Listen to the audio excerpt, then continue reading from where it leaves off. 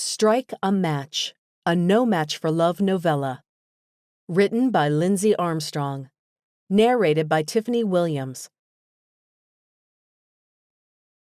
Chapter 1.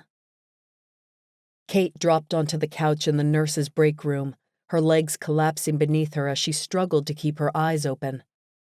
16 hours since she had been outside the hospital. It felt like 16 days. She'd stay for 16 more if it meant not having to play a nurse/doormat to Beau.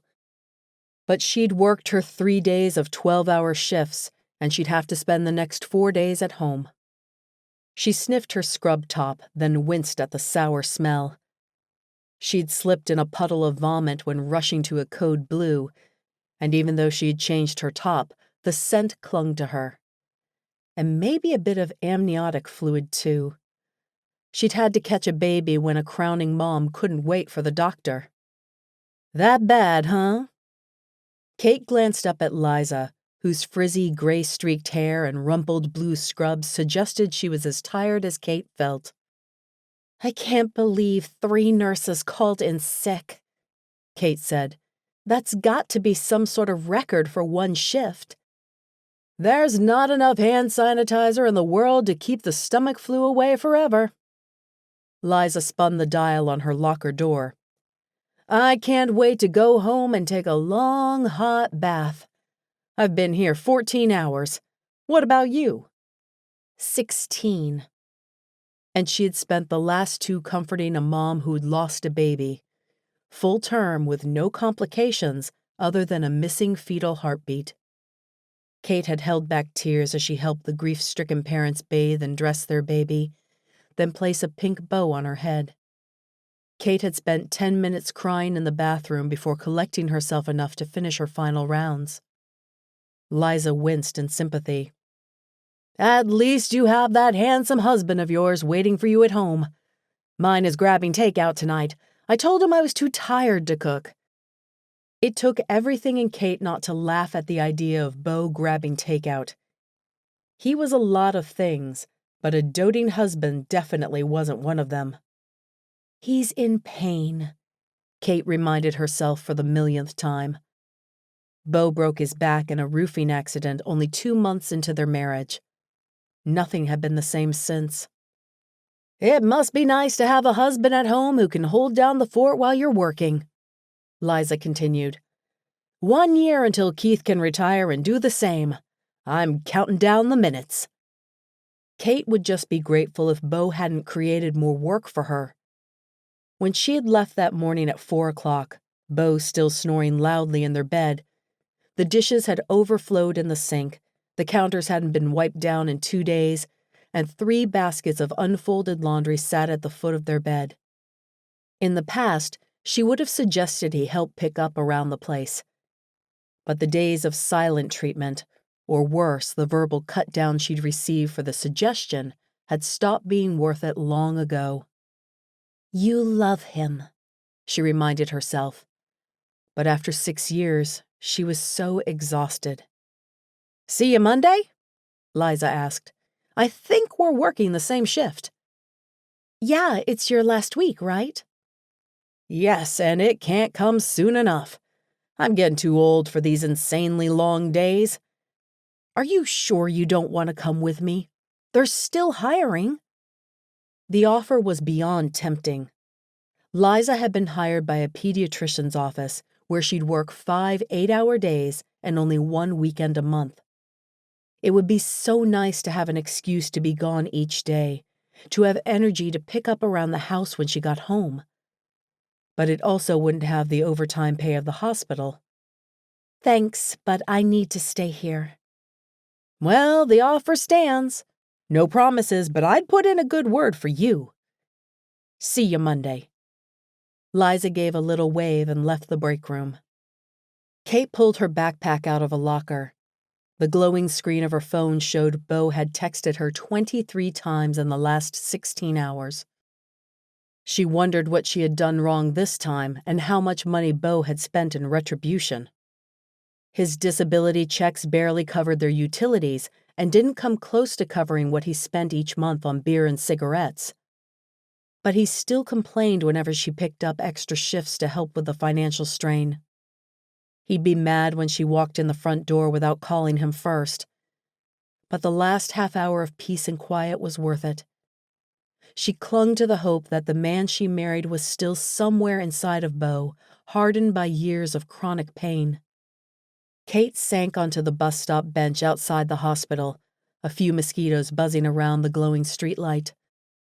The California heat had finally died down with the onset of fall, and a light breeze cooled the sticky perspiration on her skin.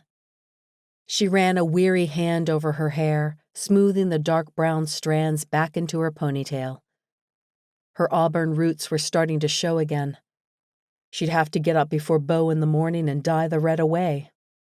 The bus was on time for a change. Kate gratefully took a seat near the front and leaned her head against the window. Maybe she'd sleep in the spare room tonight. Beau snored so loudly and his constant tossing and turning kept her awake. If she sneaked out after he fell asleep, he'd never know. "Is this your stop, honey?" Kate jerked awake, forcing her eyelids open despite the way they burned. "Yes, thank you." "You look exhausted. Go home and get some rest, okay? They work you too hard at that hospital." "I'll do my best. Good night." Kate stumbled on the last step but caught herself before falling. The 3 blocks home might as well be a marathon. Every painful step rubbed the blister on her raw foot. The sun had set hours ago, the dim streetlights illuminating the cracked and buckling sidewalk. Kate let her head droop as she struggled to keep her eyes open. The route was so familiar she could probably walk it in her sleep. Not that she was eager to try. She turned the corner and squinted at the sudden change in light intensity. Her eyes protested at the flashing blue and red, the sandpaper feeling making them water. She fought against the pain for 3 seconds, blinking rapidly before her vision finally cleared. 2 blocks down, in the middle of the cul-de-sac where she lived, were 4 police cars and 2 fire trucks. The next-door neighbor's teenage son had probably been caught vandalizing the high school again. And then she saw the smoke. Her heart stopped beating, then raced in her chest as she struggled to breathe. Black smoke poured from the windows of her small Rambler. Flames licked at the wood siding, swallowing it up like a hungry lion. Kate's feet pounded against the pavement as she ran past the neighbors standing on their front steps, past old Mr. Hillman's yippy Pomeranian, and toward the house that held everything she owned. Her grandfather had built that house. She had been raised there. The hope chest he had given her for high school graduation would never survive that blaze. All her furniture, clothing, and mementos were being eaten alive by an inferno. And then she thought of one more thing that might be inside that house. Beau. No. She pushed herself to run faster. Guilt slammed against her for every negative thought she had had about him today. Her hands grasped at the bulky yellow and black fire coat of the first fireman she reached. Soot covered his face, but couldn't hide the cleft in his chin. He was perhaps in his late 20s, with startling blue eyes that pierced through the dark. "My husband!" Kate gasped. Her sides ached from her 2-block sprint, and she was pretty sure her blister was bleeding. "Was he inside?" She'd wanted out for years, ever since it became clear the accident had stolen her husband. But not like this. Never like this. Her knees buckled and the fireman grabbed her arm, his grip firm and steady. She clung to him, the world spinning. Beau had to have been inside when the fire started. He never went anywhere. She tried to picture him hobbling out of the house with his cane, but couldn't. "Are you the owner of this house?" The fireman's voice was deep, but still somehow soft. Kate nodded, her breath coming in gasps. "Yes, Caitlin Monroe. My husband has back problems and walks with a cane. He's usually watching TV in the living room or sleeping in the bedroom." The fireman covered her hand where it grasped his coat. She did the same thing when trying to comfort grieving parents. She should have been here to help him.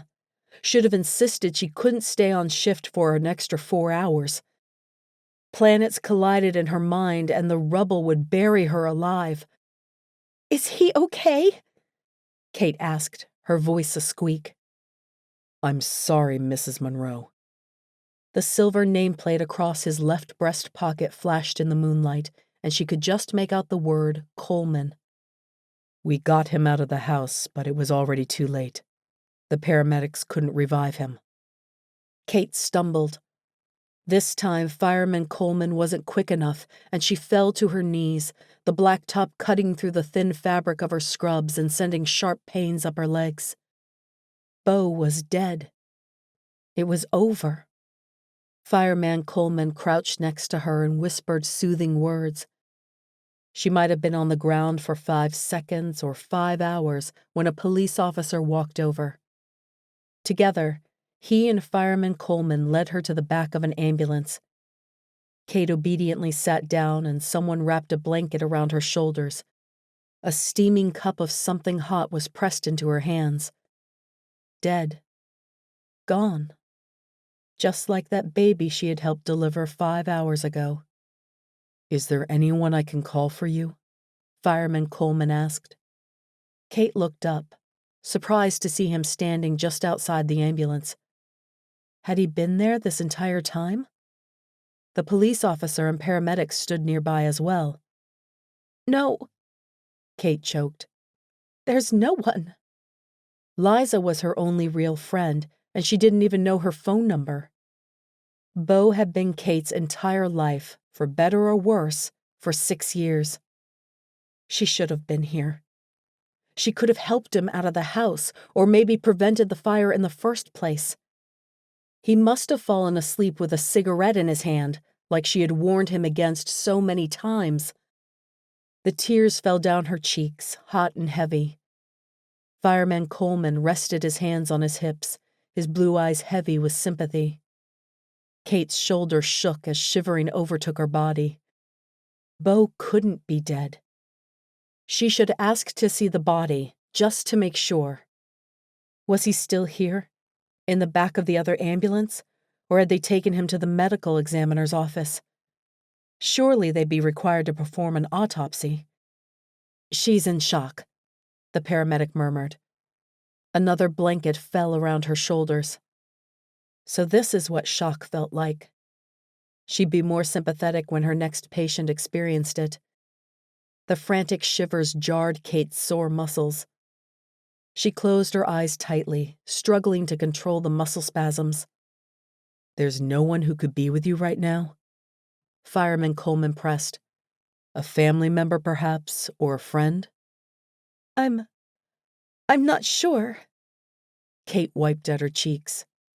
Her father was in prison, her mother probably dead. She didn't have any friends outside of the hospital. Beau had isolated her from everyone. "I'm so sorry," Fireman Coleman repeated. "I'm so sorry." "It's over," Kate thought. Beau was gone. Forever. The tears fell, thicker and harder. Fireman Coleman crouched beside her again, murmuring, "I'm sorry," like he didn't know what else to do. His blue eyes glistened in the moonlight, his lips turned down in a sympathetic frown. She wondered what he would say if he knew what the tears were really for. If he understood what emotion tumbled through her body until she shook with the intensity of it. Relief. Chapter 2. 18 months later. Kate flipped the flag outside an exam room to green, then headed to the nurse's station in the center of the pediatrician's office. She flopped into a chair and woke up her tablet, double-checking that her notes had synced for the doctor. "Behind on your charting again?" Liza teased. "Always," Kate said. But she enjoyed the pace of the pediatrician's office much more than that of the hospital. She'd be forever grateful to Liza for getting her this job. "The afternoon should be slow," Liza said. "We aren't overbooked for once. Might even get out of here on time for once." Kate nodded. A year and a half ago, an early day would have filled her with dread. But now it meant relaxing on the couch with Chinese takeout and Netflix while ignoring the guilt that nudged her for not missing Beau. She still wasn't used to the creaks and groans of her new home. It had taken nearly 6 months for the insurance companies, both homeowners and life, to verify the police report that confirmed the fire had accidentally started when Beau fell asleep with a lit cigarette in his hand and blood alcohol levels off the charts. Then it had taken another 10 months for the old house to be knocked down and a new one built in its place. She had thought about selling the property and moving elsewhere, but that would have meant taking out a loan she couldn't afford. She still missed the old house and the good memories from her childhood, but the bad ones from her marriage to Beau had weighed on her every day, a dark aura around the place that she hadn't known how to shake. Some days she barely thought of Beau. Other times she hated herself for being so much happier with him gone. The last year and a half had felt like sunlight after a long winter, but loneliness had begun to creep in as well. It had taken a lot of courage to admit she wanted another relationship, this time a healthy one. Without Beau around to cloud her thinking, she'd realized that the warning signs had been there even before his accident. She had just ignored them. "So, have you met with that dating agency yet?" Liza asked, almost as though she could read Kate's thoughts. Kate tapped her fingernail on the keyboard. "My appointment is later today." The nerves clawed at her insides, along with a fear that threatened to choke her. Dating meant possibly ending up with another Beau, and given the choice, she'd rather be lonely. "What's wrong? I thought you were really excited about it." "I am, but I'm nervous too." Kate had felt the pull toward another relationship for a few months now, but she couldn't trust her own judgment when it came to men. Not after her disastrous marriage. When she'd heard about Toujour, a professional matchmaking agency, it had seemed like the perfect solution. All of Toujour's clients were carefully vetted. Extensive personal profiles and background checks ensured only those serious about a relationship and ready for one became a client. They boasted a high success rate that left her hopeful. One of the receptionists at the clinic had even met her fiancé through the agency. But now Kate just felt nervous, guilty. How could she even consider moving on after a mere 18 months? She'd thought she'd put Beau behind her, but thinking about dating had brought up a lot of her old issues. "Oh, Kate," Liza wrapped an arm around her shoulders and squeezed. "I'm sure you miss your husband very much, but he'd want you to move on and be happy." Kate knew for a fact that Beau would expect the exact opposite. But it had been easier to play the part of a grieving widow than to explain to everyone just how emotionally abusive and manipulative Beau had become. "Go," Liza said. "You deserve to be happy." Kate blinked back tears. "Okay." For the next few hours, Kate administered vaccines to kids, handed out suckers, and calmed nervous parents. But in the back of her mind, she kept thinking about her upcoming appointment with Toujour. Her matchmaker, Brooke, had emailed Kate the initial profile and questionnaire last week. Maybe Brooke would already have a match picked out. Kate's heart quickened, and she could almost hear Beau yelling at her for not missing him more. "This isn't about Beau," she reminded herself. "This is about me." As Kate worked on entering the last patient notes into the computer, the overhead lights flickered off, leaving only the emergency lights on. The clinic was officially closed. Liza flopped into the chair next to Kate. "You're going, right?" Kate's heart might pound out of her chest, but she nodded. "Yeah, I'm going." "Good." Liza flipped the top on a can of soda and took a chug. "Make sure they set you up with a nice man, someone who will be sensitive to your unique circumstances." If anyone was insensitive, it was Kate. What kind of wife was glad her husband was gone? Maybe she didn't know how to have a healthy relationship. Maybe she was incapable of being attracted to someone who wasn't all wrong for her. But she owed it to herself to at least try. "I'm sure they know what they're doing," Kate said. She saved her last note and shut down the computer. "I'm off." Liza eyed Kate's red and white scrubs with the black Mickey Mouse ears. "You aren't changing?" Kate tugged at her top. "There isn't time, and I'm just meeting with a matchmaker. Is it weird that I'm not dressing up for this?" She ran a hand through her auburn hair, pulled back in its customary ponytail. She had dyed it back to her natural color the week after Beau died. "I don't know what I'm doing." "You look great," Liza said quickly. She grasped Kate's hand and squeezed. "And I'll take you shopping before your first date." Kate nodded. She had lived in scrubs for so long she wasn't even sure what else was in her closet. The only nice dress she owned was the black one she had worn to Beau's funeral. "See you tomorrow." "Good luck." Liza gave a little wave. Kate swallowed back the nerves and climbed into the used car she had bought mere days after Beau's passing. Without the weekly cases of beer and cartons of cigarettes, making the payments hadn't been too difficult. She pulled into a nearly empty parking lot, her heart beating in her throat until she wanted to throw up. A bell tinkled when she opened the front door, making her jump. The lobby was small, with half a dozen empty chairs lined up underneath the picture window. A strong, spicy sweet scent nearly overpowered her nose. Instrumental music played quietly through the speakers, and a sleek black reception desk sat empty at the front. A board filled with wedding announcements for happy, smiling couples lined one wall. A pretty good advertisement, Kate had to concede. She quickly picked her co-worker's invitation out of the collage. Kate walked back toward the desk, hands clasped together to hide the trembling. At least no one sat in the lobby to scoff at her scrubs. She must be the last appointment of the day. She shifted from foot to foot, then checked her watch. The room was uncomfortably quiet except for the music. She peered down a short hallway that obviously led to somewhere, but didn't see anyone. The desk didn't have a bell to ring. It was a sign. She should run right out that door and never come back.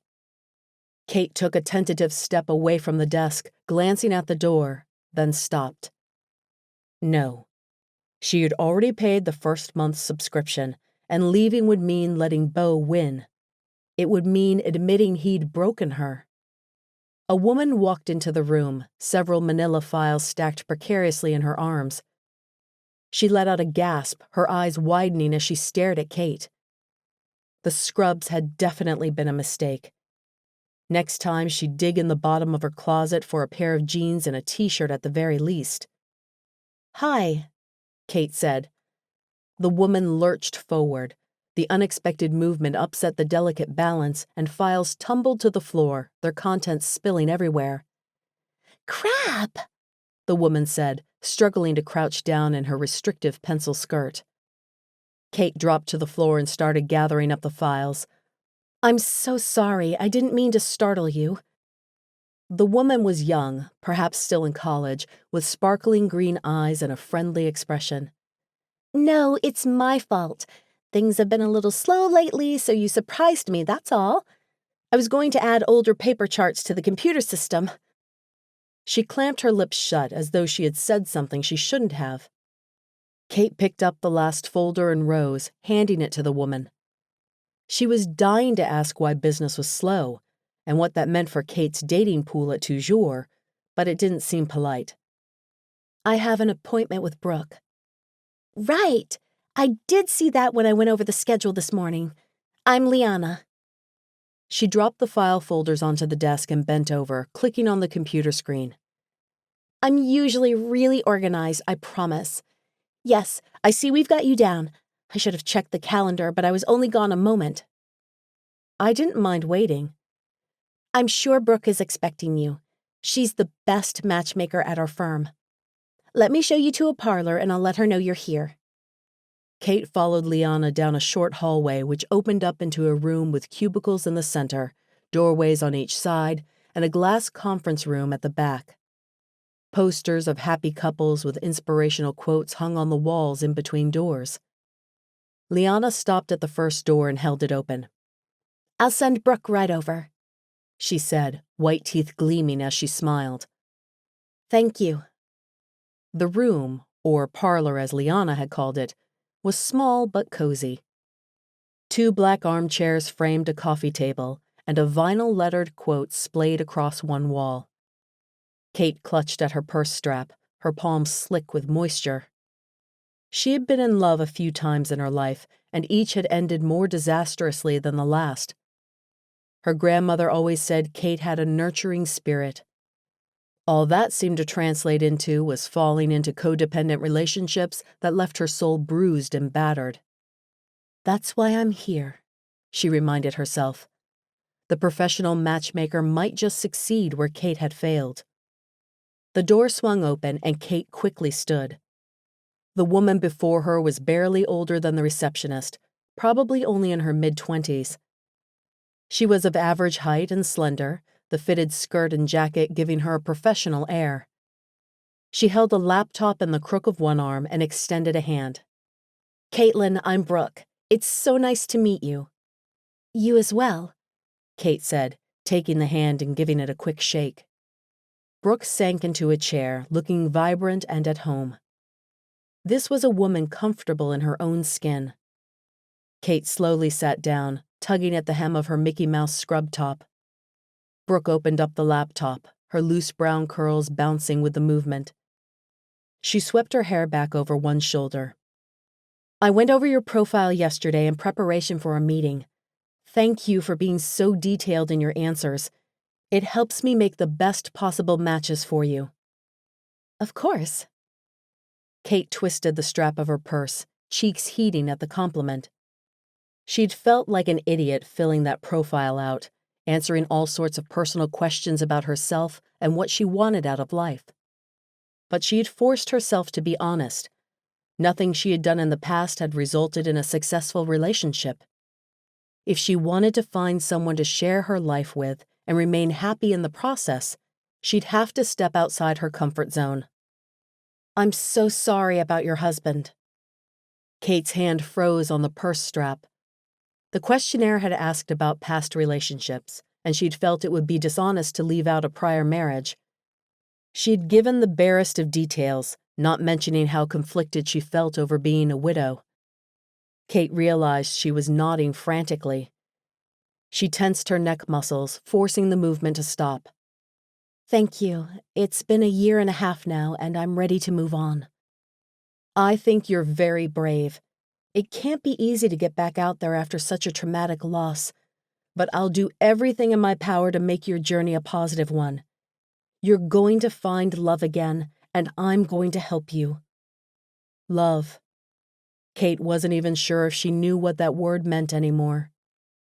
Had she ever truly loved Beau? She'd thought so once upon a time, but now she wasn't so sure. "I appreciate it," Kate said. "I'm excited, make that terrified, to start this next chapter of my life." "Good, because I've already found a few guys I'd like to set you up with. 3, actually. I thought we could talk about each of them and then decide which one would be the best choice for your first date." Brooke turned the laptop around, showing Kate the screen. 3 photos were pulled up. The man on the right had a receding hairline but looked clean-cut and professional in a business suit. The man on the left wore a button-down shirt that was open at the collar, his mouth turned up in a half-smile. But the photo in the middle caught her attention more than the other 2 combined. He wore jeans and a gray t-shirt. His skin was California tan, his face covered in just enough scruff to be sexy. Biceps strained at the fabric of his shirt, and an easy smile seemed to declare, "I'm a fun, happy-go-lucky guy." He was definitely attractive. No sign of a beer gut on this guy, and if the photo was any indication, he cared about things like personal hygiene. "Ah," Brooke said, a smile on her lips. "Which one has caught your attention?" Kate hesitated, then pointed to the man in the middle. That's Taylor, Brooke said. The two of you listed a lot of the same values on your profiles. You both ranked traits like kindness, self-reliance, and loyalty very highly. I'm actually his matchmaker, too. He's been with Toujour about 2 months, and I've gotten to know him pretty well. He's incredibly compassionate, which I think is something you probably need in a partner right now. But he's also strong and capable, a true gentleman in every sense of the word. Kate's heart pounded in her chest, and she struggled to control her breathing. She squeezed her eyes shut tightly. Too soon. This was too much, too soon. She hadn't really expected to leave with a match today. But something about those eyes. "Caitlin?" Brooke asked gently. Kate blinked, the name jolting her back to the present. Beau had always called her Caitlin. In the beginning, she had loved that he had used her full name, but by the end it had grated on her nerves. Brooke set the laptop on the coffee table and leaned forward, her arms braced on her knees, eyebrows raised in a silent question. "Sorry," Kate said, her voice croaking on the one word. She cleared her throat. "I'm here because you're the professional, and I don't have the best track record when it comes to picking men. I trust your judgment." "Okay." Brooke's smile brimmed with compassion. "Want me to tell you about the other two guys as well?" "Oh, yes, of course." She'd almost forgotten about them. Brooke pointed to the man in the suit. "James is a financial planner and very focused and driven. I thought you two might be a good match since you both value loyalty and hard work very highly. Roderick is a bit of a free spirit, but I think the two of you could balance each other out. He's adventurous, but also patient and very sensitive to others' needs." Kate tried to really look at the other two men, but her eyes kept drifting back to Taylor. The cleft in his chin reminded her of someone. Brooke laughed. "I can tell which man intrigues you the most. I'll speak with Taylor today and see if we can arrange a date for sometime in the next week. Conflicting work schedules may present a challenge. Are you free this weekend?" This weekend? Kate wasn't sure why, but she'd assumed this would take more time. She took a deep breath, trying to calm her breathing. She wanted this, needed this. "I'm usually off work at 6 on Fridays, and I'm available all Saturday." "Great. I'll see what works for him." Brooke tapped away on the keyboard. "I thought a nice, non-threatening first date might be bowling. It'll give you lots of time to talk, but also something to focus on." "Sounds great," Kate said. Beau had taken her bowling a few years after his accident and taunted her every gutter ball, then pouted when she actually hit the pins. "Okay then, I'll let you know in the next day or two when and where the date will be." Kate nodded and rose. Taylor had one of those faces. She'd probably met someone who looked like him once upon a time. She thought back to the picture and tried to imagine laughing with him in a dimly lit bowling alley as they exchanged life stories. Her stomach churned. "You want this," she reminded herself. "It'll be good for you." For better or worse, she was back on the market. Chapter 3. Taylor raced up the cracked concrete steps of his childhood home, desperately hoping he wasn't too late. The afternoon beat at his back, causing sweat to bead along his hairline. Or was it from his anxiety? His parents would never let him hear the end of it. Just because there were no cars lining the curb, no music or laughter emanating from the house, didn't mean he had missed the party completely. There could be no cars because people had chosen to walk. There was no laughter because everyone was busy eating. He tucked the present under the crook of his arm and swallowed hard, bracing himself for the disapproval he knew would soon rain down on him. But late was better than not showing up at all. Amy had needed him, whatever his parents claimed. Taylor raised his fist and knocked. Was that the hum of the television? The sound muted, and he heard the creak of an armchair and heavy footfalls against the thick shag carpeting. Crap. He'd definitely missed the party if his dad was watching the game instead of manning the grill. The door swung open, and Taylor wilted under his father's glare like he was 17 instead of 27. "You're late," Dad said. "Sorry." Taylor slipped inside, shutting the door behind him. The click of the latch echoed in the quiet living room. A garbage bag leaned against the wall in the hallway, bulging with paper plates and cups. "You missed the party," Dad said.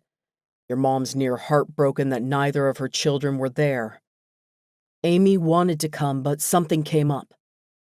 Dad pierced him with a stare, then gave a knowing nod. "Uh-huh."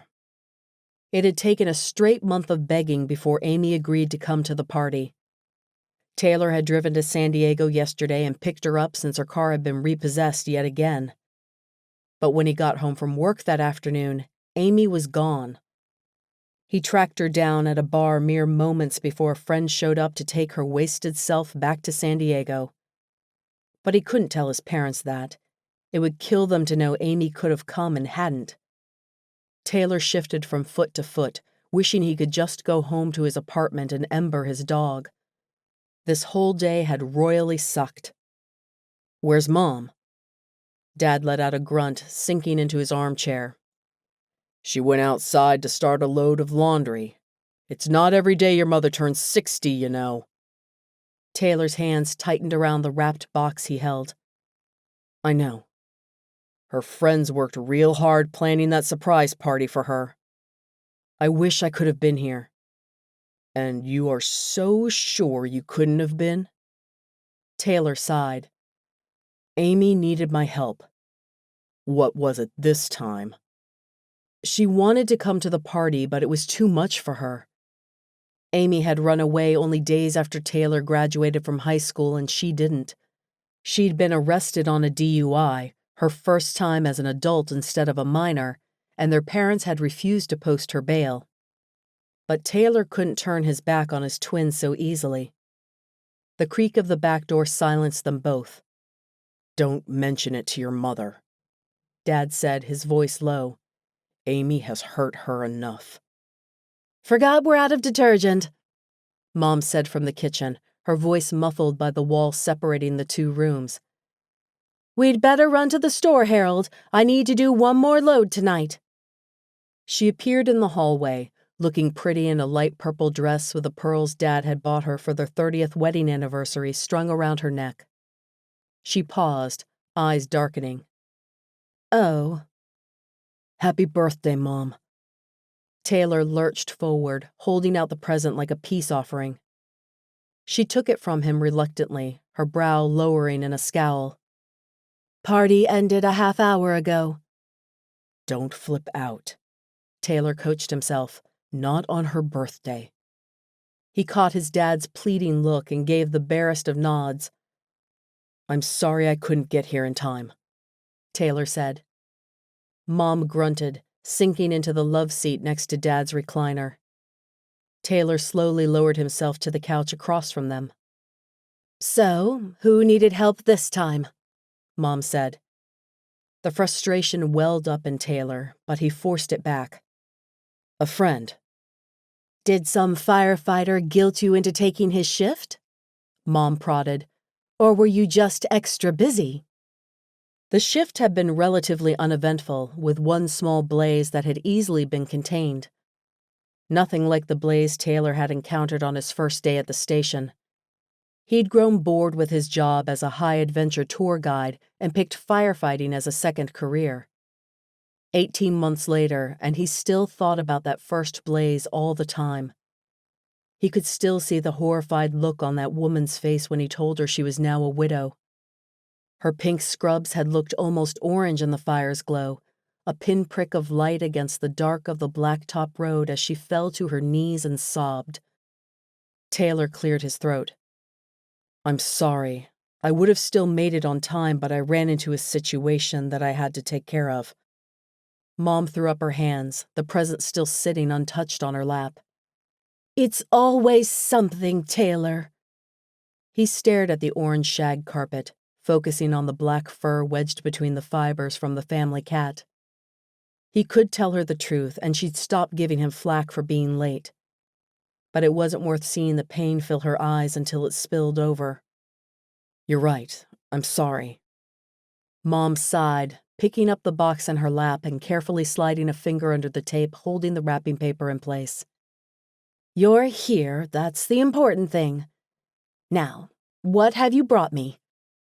She tore the paper away, her mouth falling open at the contents. "Taylor!" she gasped.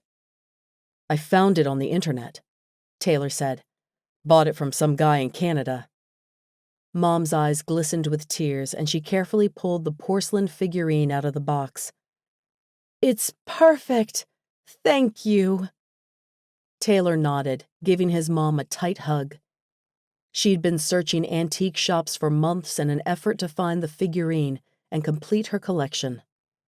Hopefully it would make up for both her children missing the party. "That's real thoughtful," Dad said, his voice gruff. "Now you'll be sure to make it to the barbecue on Memorial Day, right? That's less than 2 months away." "I'll be here," Taylor assured his father. And with any luck, Amy would be too, sober and clean. "Will you be coming alone?" Mom asked.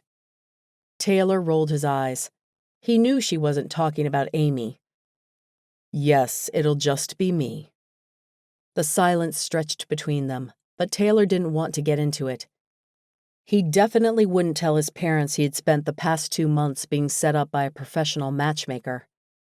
He'd only signed up with Toujour because Corey, his best friend at the station, had suggested they join together. Taylor figured it couldn't hurt to have an expert's opinion.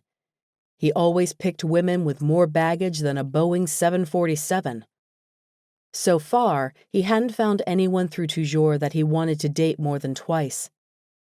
An hour later, Taylor escaped his parents. They offered him leftovers, but he declined. This craptastic day called for takeout from his favorite Italian restaurant. He walked in the door of his condo and dropped his duffel bag, letting out a groan of relief. He could collapse into bed right now and sleep for an entire day.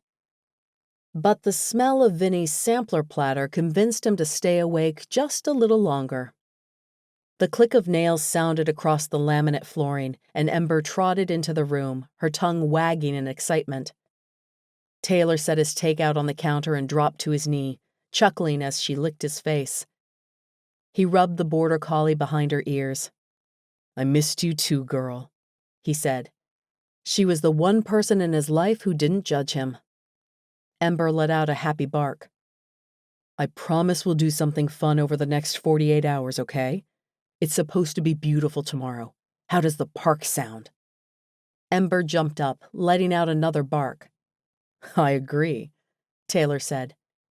He planned on spending the day driving Amy back to San Diego. At least that was one good thing about her finding her own ride home. Taylor ate his takeout while watching Ember play in the small fenced-in yard. His phone rang and his stomach dropped. Surely Amy wasn't calling him from jail again. She couldn't have been home more than an hour.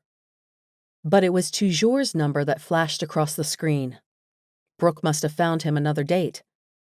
"Hey," Taylor said, already heading back inside to the desktop computer he kept in the spare bedroom.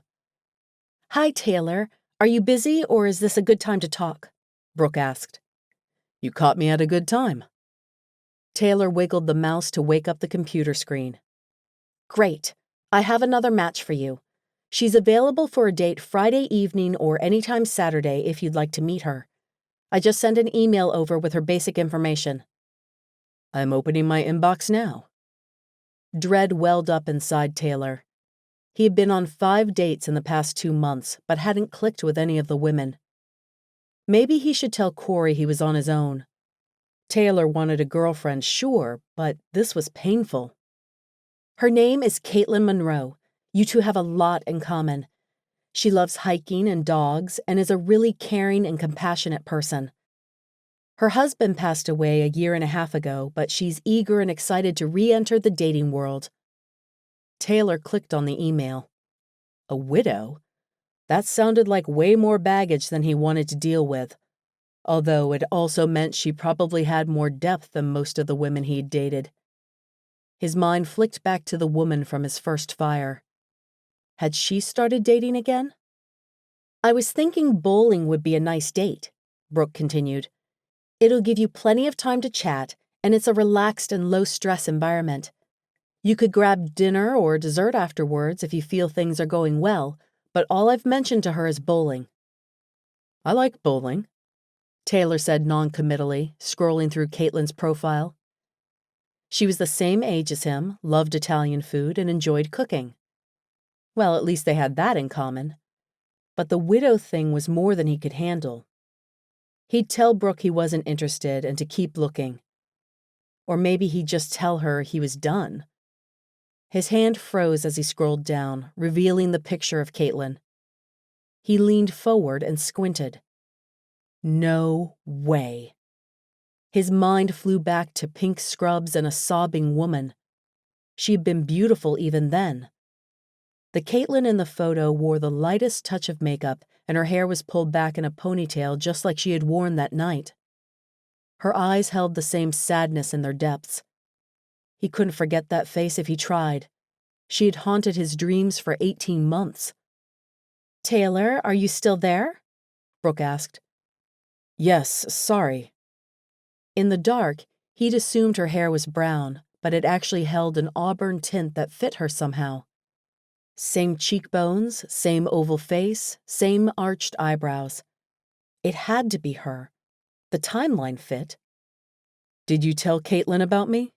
he asked. "Yes, I showed her your picture and we talked. She was really drawn to you."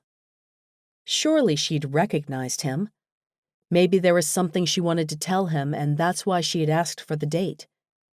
Maybe she simply wanted to spend a few hours in the company of someone who had also been present on that horrific night. "Would Friday or Saturday be better for you?" Brooke continued. "Or are you not interested?" "No, I'm definitely interested." That night had haunted him, too. "Let's say Friday night, maybe 7:30? "Excellent," Brooke said. "I'll confirm the details with Caitlin and get back to you tomorrow afternoon at the latest." Taylor said goodbye and hung up the phone, still reeling. He'd thought about Caitlin 1,000 times since that night. He'd wondered how she was doing, if she really had no friends or family to help her through the grief. And now, he would get to meet her. On a date. Chapter 4. Kate could totally do this. She closed her eyes, taking a deep breath. Her forehead rested lightly on hands that clutched the cool leather of the steering wheel. Air from the vents blew toward her, fanning hair away from her face. She'd arrived at the bowling alley 20 minutes early. Years of punctuality and unbreakable habit, even in the face of stress. But she hadn't been able to force herself out of the car. "It's just a date," she reminded herself. "Nothing has to come from it, but it's good to get back out there." That's all she needed from tonight, an easy, uneventful foray back into the dating world. She focused on her breathing, forcing air in through her nose and out through her mouth in slow, even pulses, just like she coached frightened patients on the verge of hyperventilating. "You can do this, Kate." "I can do this," she said aloud. She raised her head and forced herself to look at the building. It was fairly standard, stacked cinder block painted a deep blue. She could just make out the logo on the front door, which advertised laser tag, miniature golf, and bowling. A bright neon sign hung on one of the windowless walls. Just a bowling alley, like the half a dozen other bowling alleys she had been to in her lifetime. Slowly, Kate removed her keys from the ignition. The car would quickly fill with heat now that the AC was off, even if it was only early April. A good incentive to get out of the car and walk inside. If she didn't go now, she'd be late, and that was an impression she didn't want to make. Taylor might be the type who was easily annoyed by tardiness. Her first date in 8 years would be awkward enough without the silent treatment added in. She flipped down the sun visor and glanced at her reflection in the small mirror.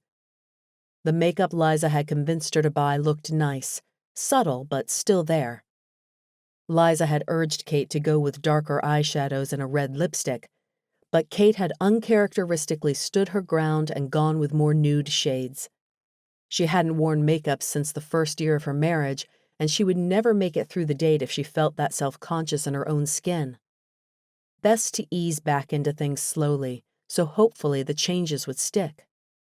Kate opened the door and placed one foot on the pavement. She'd balked at the price of the shoes, nearly $50, but Liza had assured her the colorful wedge sandals, which made her calves look amazing and made Kate want to stand tall, were a steal.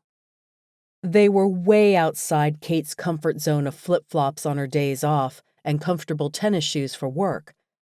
But she figured since she had played it safe with the makeup, she could afford to take the risk on footwear, even if she'd spend most of the night in ugly bowling shoes. She took a deep breath, then placed her weight on the sandals and stood, her feet protesting at the unfamiliar heels. She brushed invisible lint away from her new flowy white blouse. Her brand-new jeans fit like a glove, the fabric softer against her skin than she had known denim could be. Kate gave the car one last fleeting look, then locked the door, looping her purse over one shoulder.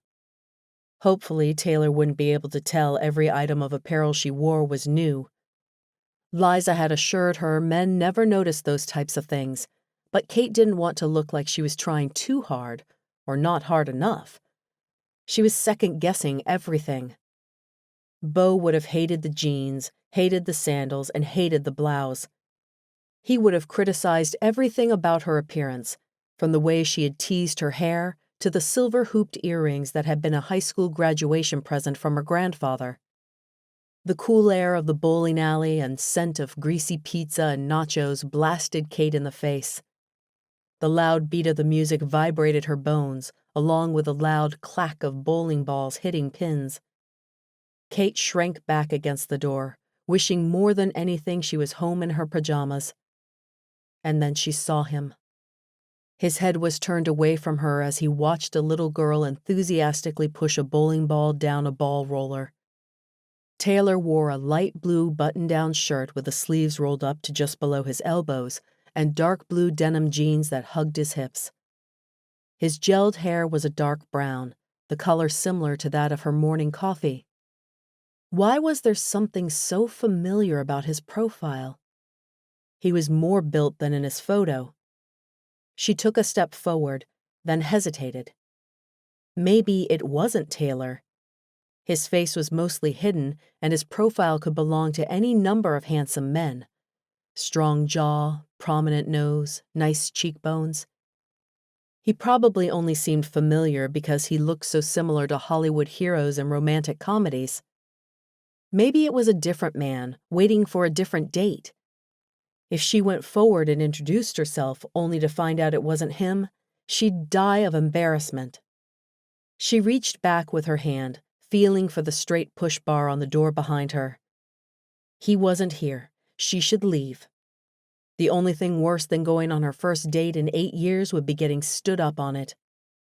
The man turned, and his eyes locked onto hers, eyebrows lifting in recognition.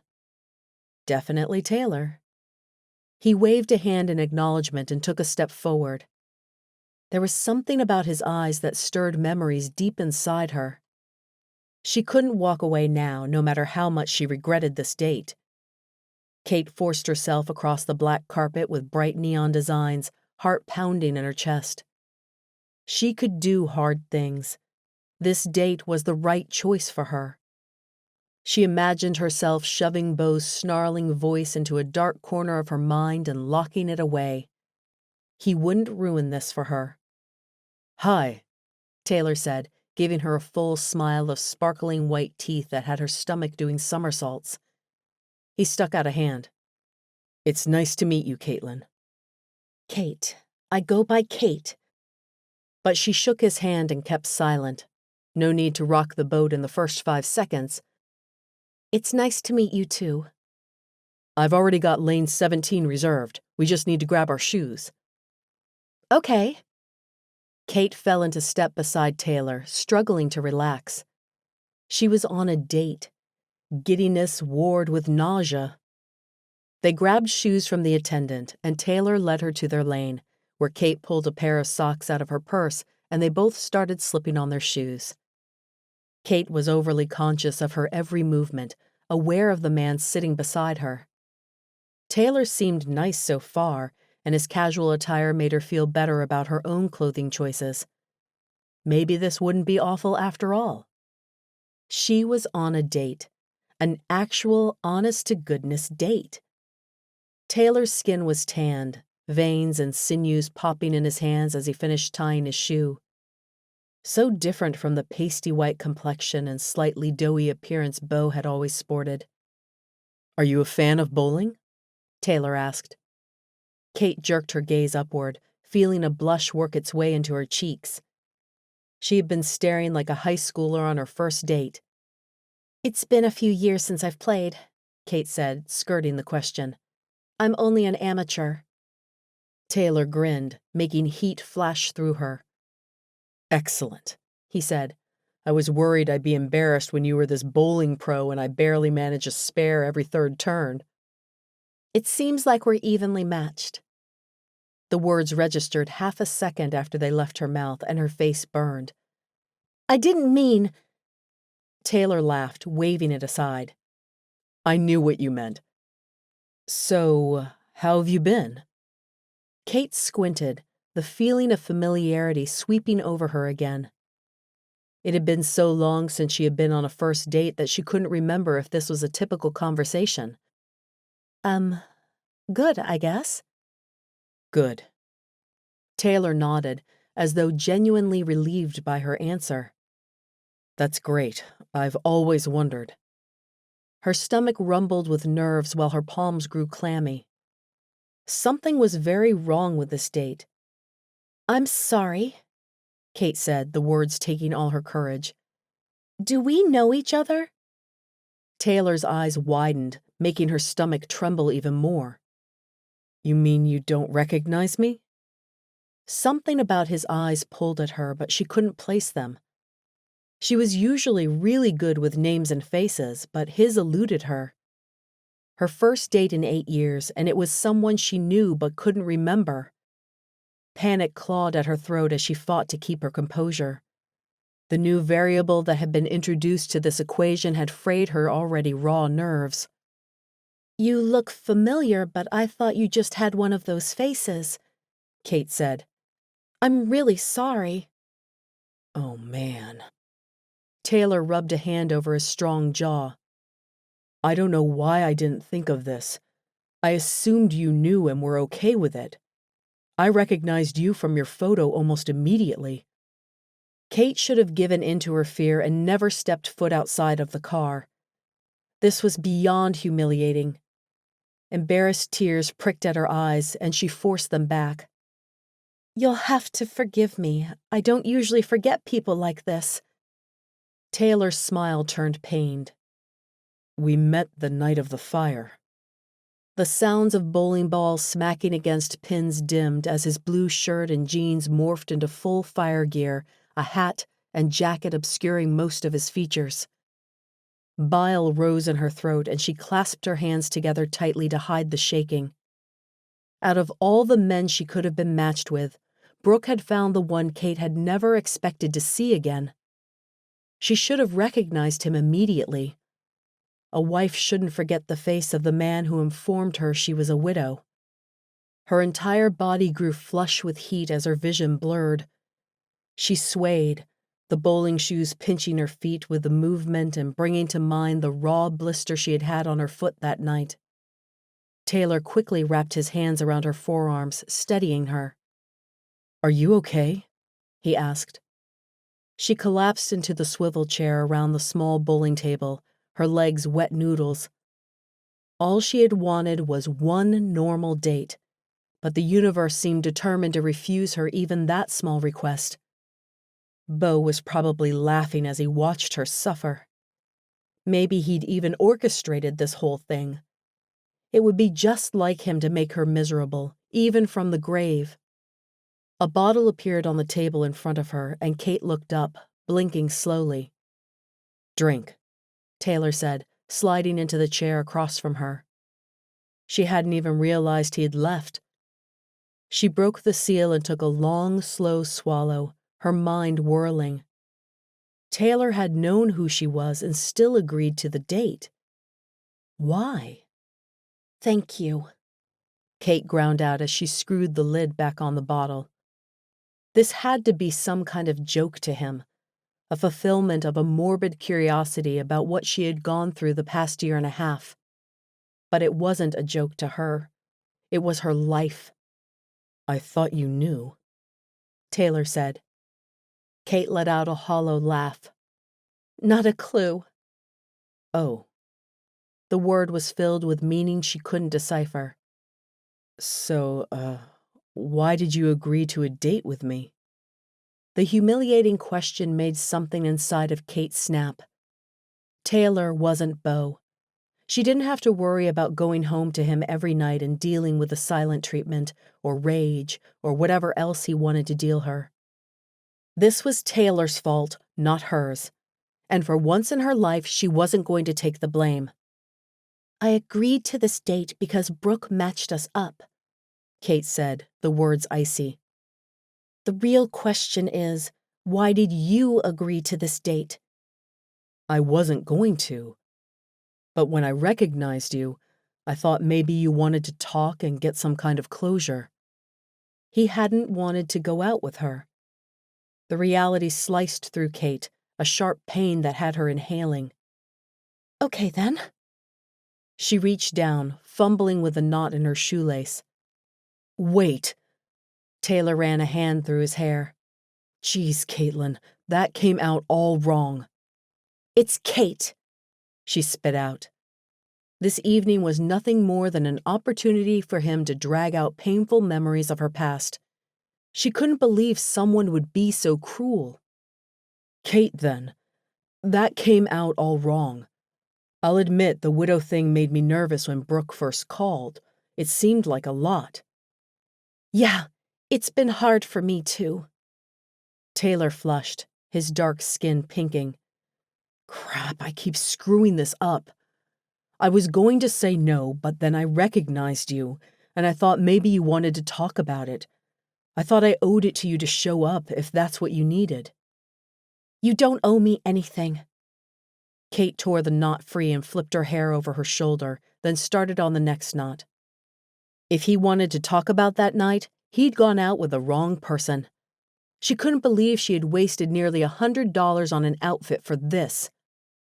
Please don't leave. She wanted to leave more than anything. But if she walked out those doors, she didn't know if she'd ever be able to force herself back on another date. Why? His sparkling blue eyes stared at her with worry and concern. Because I've been a complete idiot and I don't want things to end like this. You deserve better. You deserve better. The words echoed in her mind, causing a lump to form in her throat.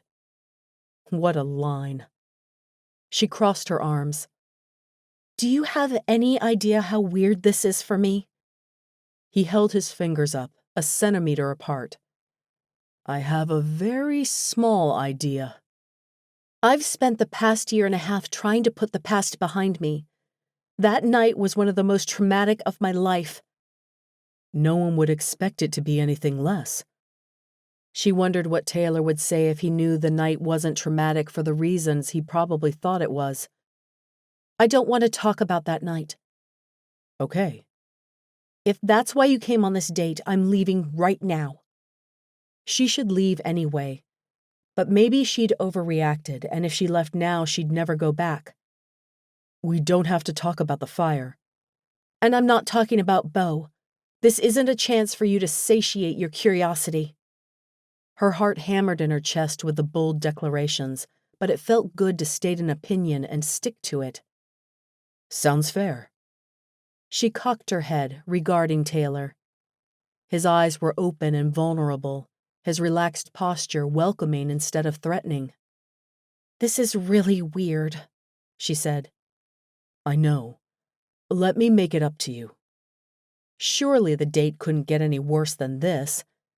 If she stuck it out, she'd be able to move forward with the confidence that it could only go up from here.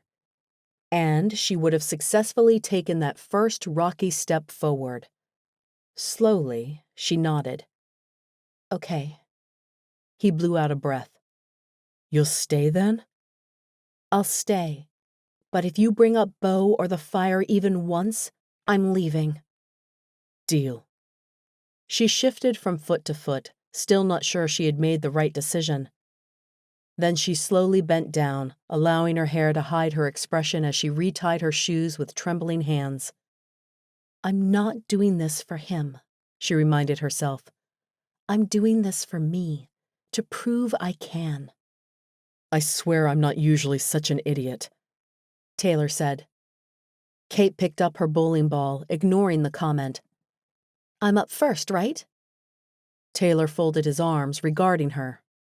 Yes. Kate took her place at the front of the line, eyeing the pins at the end. How had Bo managed to ruin her first date when he wasn't even alive? She would never be free of that man. Just get through tonight, she told herself. Kate let the ball fly. It swerved abruptly to the left, dropping into the gutter and making its way to the end of the lane. Her face heated, and she knew she was blushing again. Why did she have to be born with red hair and fair skin? It always gave away her emotions. She turned around, prepared to face whatever smug satisfaction or criticism Taylor had to dish out. He leaned forward, arms on the table, still regarding her with intense blue eyes. Good try, he said. Kate let out a nervous laugh. That was awful. Nah, it's just been a while. You need to warm up a bit. Kate nodded and swallowed. She took her position again and took a deep breath, then let the ball roll. It hit slightly off center, taking down all but 2 pins. Great job! Taylor held up his hand and Kate shyly gave him a high five. Thanks. Kate held his gaze briefly before looking away. She hoped he knew she meant for more than bowling.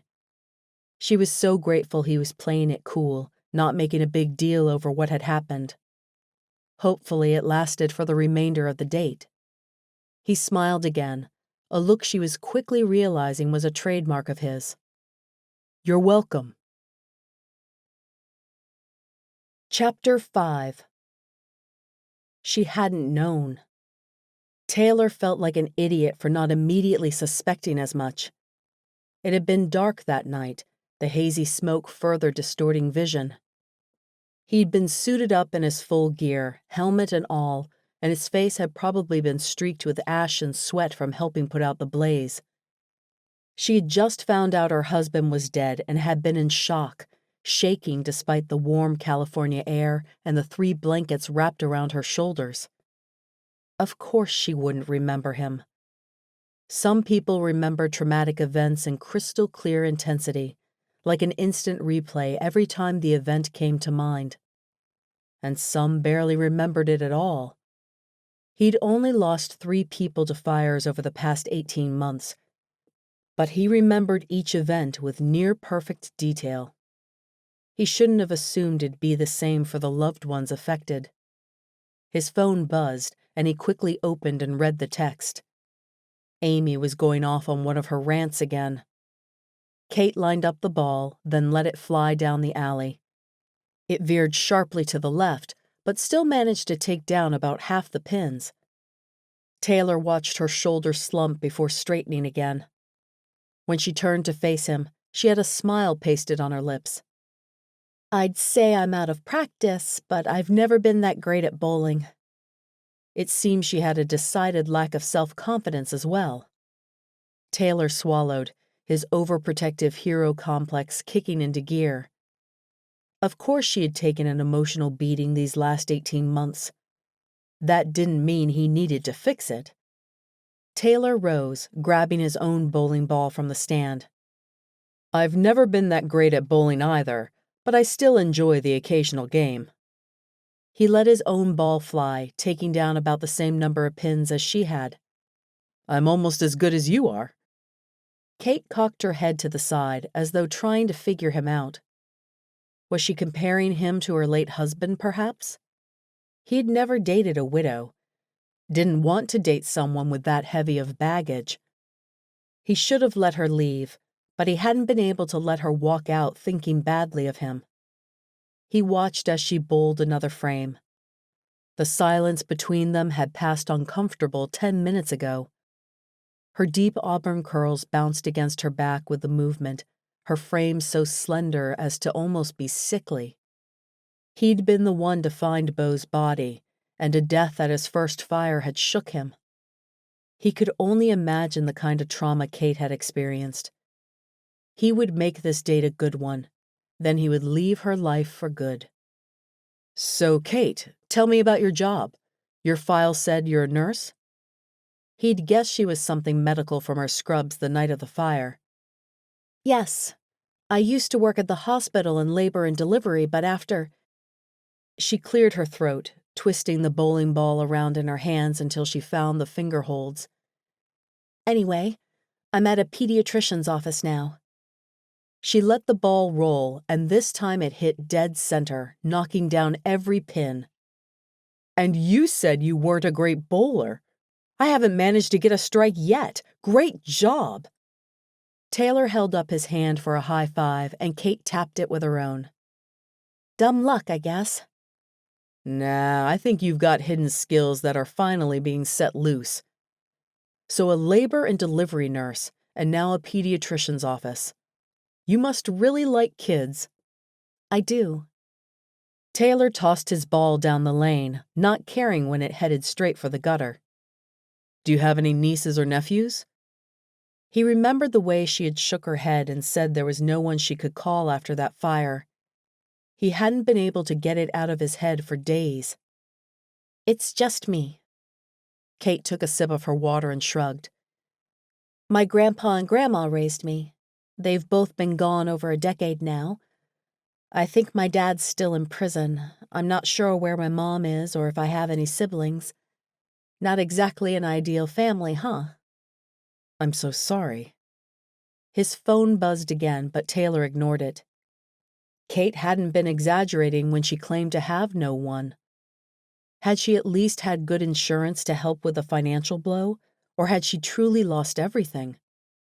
He wanted to ask so badly, but wouldn't go back on his promise. Kate shrugged, the movement slow and a little self-conscious. "What about you?" "What about me?" "Do you have any nieces or nephews?" "No, thank heaven." Taylor rolled the ball in his hands, then let it fly. Amy could barely take care of herself. He itched to check his phone, but didn't want Kate to think him rude. Hopefully, Amy hadn't been picked up for a DUI. Her license had already been suspended, but he knew she still drove when she could get access to a car. He was already mentally rearranging his finances to help her post bail. "Oh." Kate opened her mouth as though to ask a follow-up question, then pursed her lips and bowled her frame. This date had entered painful territory. "Tell me more about you," Taylor said. "What's your favorite thing to do on your day off?" "I usually just run errands." This conversation would need the jaws of life to recover. "Yeah, me too. I'm at work a lot, and when I'm not on shift, I'm catching up on sleep and household stuff. There's a lot of downtime at the station, or shifts when all we do is train, but on days when there are blazes—" He trailed off, realizing they were heading in a direction she had asked the conversation not to go. Kate sighed, twirling the ball between her palms. "It's weird not talking about it, isn't it?" "A little." She wasn't shying away from the topic, and that somehow made her more attractive. "But that's okay. I don't want to do anything that would make you uncomfortable." Kate looked up at the scoreboard. "Last frame." "Yup, and we're tied." Kate chewed on her lip, then nodded as though making a decision. She let the ball fly. It went straight and true, hitting the pins dead center and knocking them all down. Taylor lifted his hands up in the air in a victory cry. Strike! That was amazing, Kate. Good job! She looked down, blushing. I'm sure you'll get a strike, too. No way. You're totally going to win. You get to go again. Kate rolled a gutter ball, then hit 2 pins on her last bowl. When she turned back around, her face was bright red. I told you I suck. Even pros have off days. Taylor took his place and ended up with 8 pins down. The pins on the scoreboard danced in celebration, proclaiming Kate's win. Sorry I beat you, Kate said, sitting down and slipping off her shoes. Why? You earned that fair and square. I think that means I owe you dinner. You don't need to do that. I want to, Taylor said, already cursing himself for asking her. Conversation had been stilted and uncomfortable. Why had he just asked for another hour of the same? His phone buzzed again. Amy was getting more impatient. He should leave Kate well enough alone, but she was a mystery he was dying to uncover. Kate cocked her head to the side, as though regarding him, then finally nodded. Okay, dinner would be nice. Thank you. Relief and disappointment hit him simultaneously. He wanted to get to know Kate better, but he wasn't equipped to deal with her past. He motioned to the Mexican restaurant connected to the bowling alley. It wasn't one of his favorites. He'd always opt Vinnie's when given a choice. But it was close, and the cafeteria-style line lent a casual atmosphere a sit-down restaurant wouldn't provide. How's this? Sounds great. Kate followed him into the restaurant and stood silently beside him as they waited in line. Smoke billowed from a stove in the back and an employee let out a yelp. Everything okay? Taylor asked the server, motioning to the stove. The girl laughed. Oh yeah, just training someone new. What can I get you? A beef burrito smothered with everything, Taylor said. The girl quickly prepared the burrito, then looked up at Kate. And what about you? Kate pointed to the sweet pork. Is the sweet pork burrito peanut-free? The employee nodded. We're a nut-free restaurant. Okay then, I'll have that. You're allergic to nuts? Taylor asked. Just peanuts. I always carry an EpiPen in my purse, just in case. That sucks. I love peanuts, especially on ice cream. She shrugged. The side effect of not breathing has kind of turned me off them. A laugh rumbled in Taylor's stomach. He paid for their food, then took their tray to a table. More steam billowed up from the stove. Looked like the new employee wasn't suited for the kitchen. I can't stop thinking about it, Kate murmured as she cut her burrito. You were there. Taylor pushed the button on the side of his phone to silence another vibration. I don't want to make you feel uncomfortable. I don't talk about it often. Aside from Liza, no one has ever asked me for details about that night. Taylor set down his fork. I'm so sorry, Kate. I'm sorry about your husband's death, and I'm sorry you didn't realize who I was before agreeing to this date. But he was beyond impressed with how she had handled herself this evening. If he had been in her situation, he wasn't so sure he would have stayed. It's not your fault. She dragged her fork through the spicy sauce, smothering the top of her burrito. I must have told Beau 1,000 times not to smoke in the house, but he never listened. I saw the fire inspector's report. I hope that insurance didn't contest it. They did, for a while, but eventually we got everything straightened out. I moved into the new house about 4 months ago. It's really nice. She gave a small smile. The fire wasn't all bad. Taylor felt his eyebrows skyrocket in surprise, and he quickly took a bite of his taco salad to hide his shock. A new house hardly makes up for the death of a husband. Everything happens for a reason. What did that mean? I saw on your profile that you enjoy hiking, Kate said, changing the subject. Me too, but it's been a few years since I've had a chance to do any. Are there any nearby trails I should try out? There's this one that leads to a waterfall you've gotta try. Here, let me show you on a map. He pulled out his phone and showed her where the trail began, still trying to figure out what she'd meant. His phone rang, the shrill sound making Kate jump. "Sorry," Taylor muttered. Amy was getting more persistent. If he didn't answer, she'd just keep calling. "I've got to get this. Just a sec." Kate nodded, glancing away to give him privacy. Taylor quickly answered the phone. "Why have you been ignoring me?" Amy demanded. "I've been busy," he said, lowering his voice. Kate remained focused on her burrito. "What's up?" "They're kicking me out if I don't pay my rent by 5 o'clock, Amy said. "I'm starting a new job next week, and I swear I'm good for the money if you can just lend it to me." Taylor ran a hand through his hair and sighed. At least she hadn't been arrested. "How far behind are you?" 3 months, but if I give them a couple of thousand today, I think they'll lay off." "That's a lot of money, Amy." Kate let out a tiny cough. Taylor looked up and she mouthed sorry, her cheeks bright red. Taylor stared. He barely noted the hazy air around Kate before an ear-splitting shriek filled the restaurant. Flames flew up from the grill top and Taylor jumped to his feet, shoving the phone in his pocket without even turning it off. "Everyone out!" he yelled, heading toward the kitchen. Patrons jumped to their feet, rushing toward the door. Taylor caught a glimpse of Kate's red hair in the crowd as he fought his way toward the kitchen.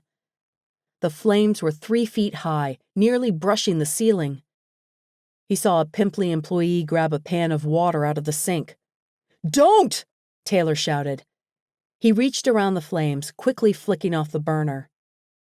"I don't know what happened," the kid wailed, his voice raising an octave in fear.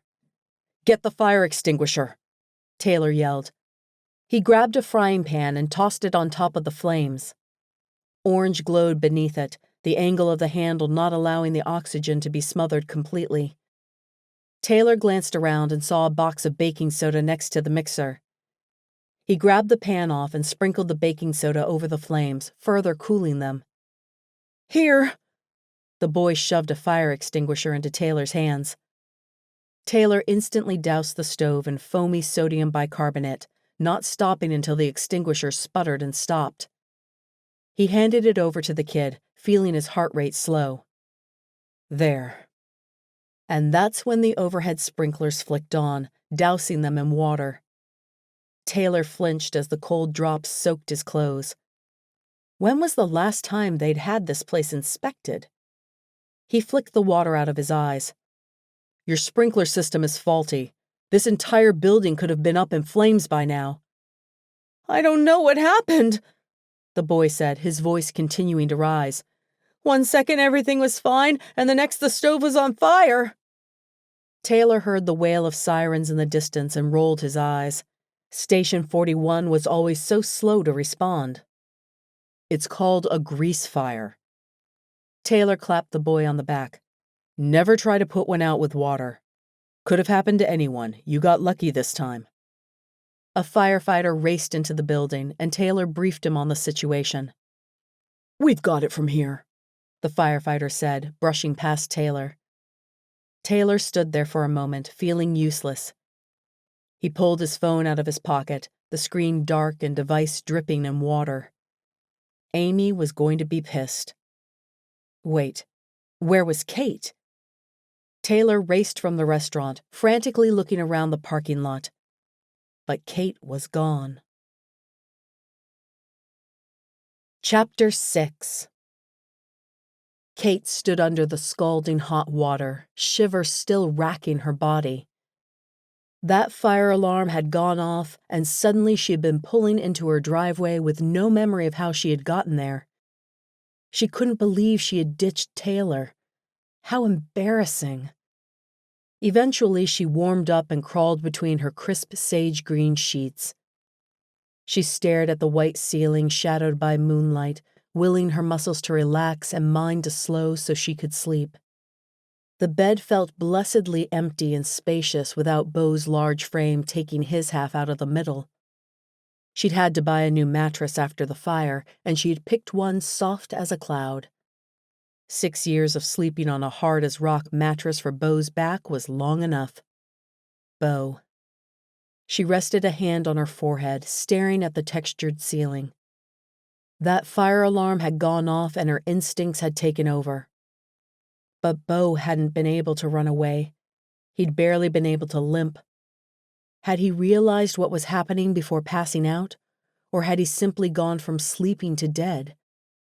She hoped he hadn't suffered. She couldn't believe she'd actually gone on a date with someone who wasn't him. Taylor had been so different, tall and strong, kind and considerate. The date had been beyond awkward, and now she was beyond humiliated, but Taylor had tried to fill the awkward silences with kind conversation. Beau had been that way before the accident, too.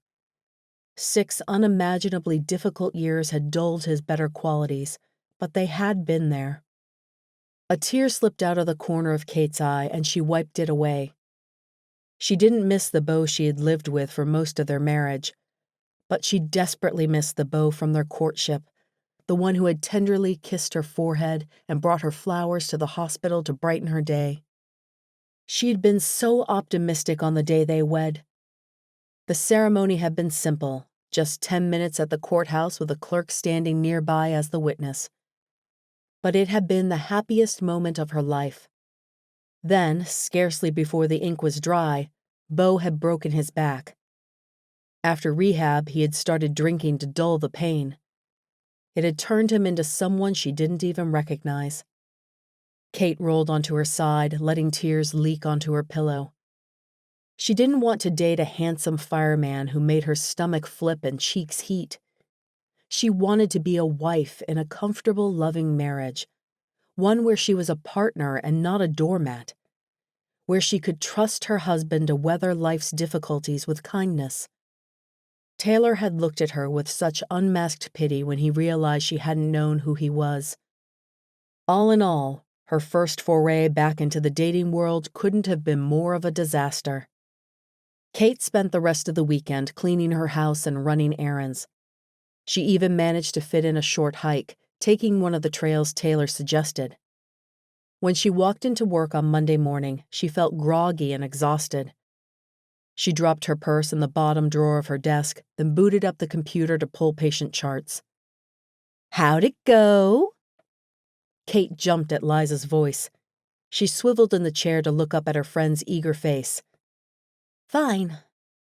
Liza frowned, sinking into the chair next to Kate's. "That doesn't sound very convincing."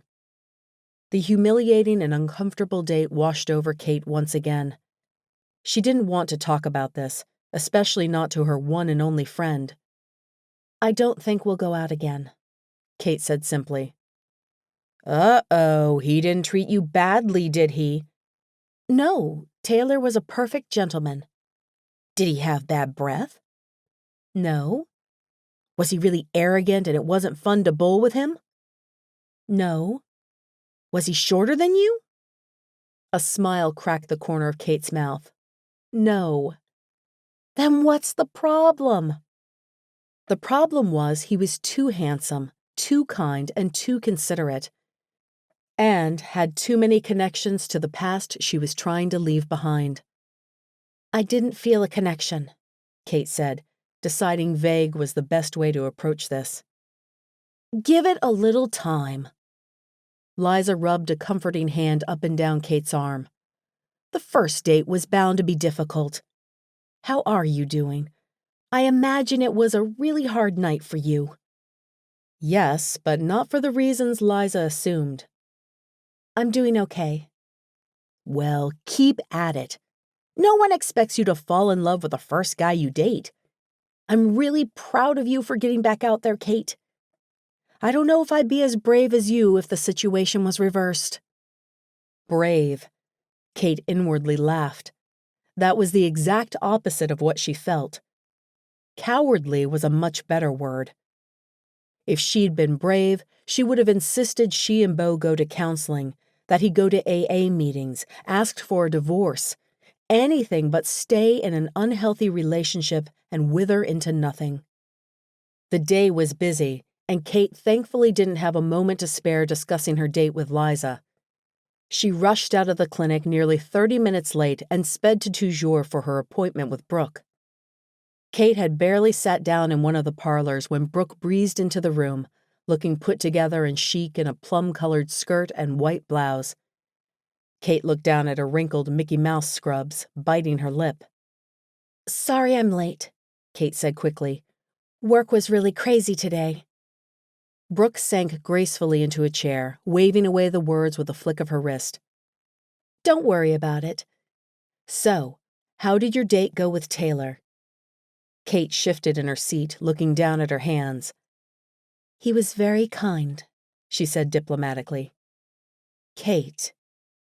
Kate looked up, surprised by the use of her nickname. Brooke smiled. "Taylor told me you preferred that to Caitlin." "Yeah," Kate said. "He also told me what happened." Tears pooled in Kate's eyes, and she blinked quickly, fighting them back. "I kept thinking he looked familiar, but couldn't place where I'd seen him. I thought he just had one of those faces." "I'm so incredibly sorry. I can't even begin to imagine how traumatic that must have been for you. That is not what I ever wanted for you, much less on your very first date." Kate would not let the tears fall. "It's okay. It's my fault, really. I should have recognized him. If I had realized who he was, I wouldn't have agreed to a date. I think I placed Taylor in an uncomfortable situation. I feel really bad about that." "He was worried when he couldn't find you after the restaurant fire." Kate stared at her chipped nails. "I'm so embarrassed about that. I overreacted." "I think Taylor understands." Brooke flipped open the lid on her laptop. "Now let's get into the nitty-gritty. How would you rate Taylor's attractiveness on a scale of 1 to 10? I know this is a silly question, but physical attraction is important in a relationship, and if it's not there, it usually means the relationship won't work out." Kate felt her face flush red and bit her lip. "I guess a 7 or 8? "Liar," her mind shouted. "He was a solid 10 at least." Brooke's eyebrow raised, but she quickly pulled her face into a blank expression. "That's not bad for a first try. Can you tell me a little bit about how the date went in your own words?" Kate picked at a loose thread on her scrub top. "Taylor was very kind. It only took a few minutes for me to figure out who he was. He thought I wanted to go on the date to discuss that night. When he realized that wasn't the case, he was very respectful and didn't push me." "Taylor is a considerate person," Brooke said. "It's something his dates always comment on, and one of the reasons I matched the two of you up. How did the date progress from there?" "We bowled. We talked about our likes and dislikes. He invited me to dinner, and I agreed." She still wasn't sure why. She should have left the second she realized who he was.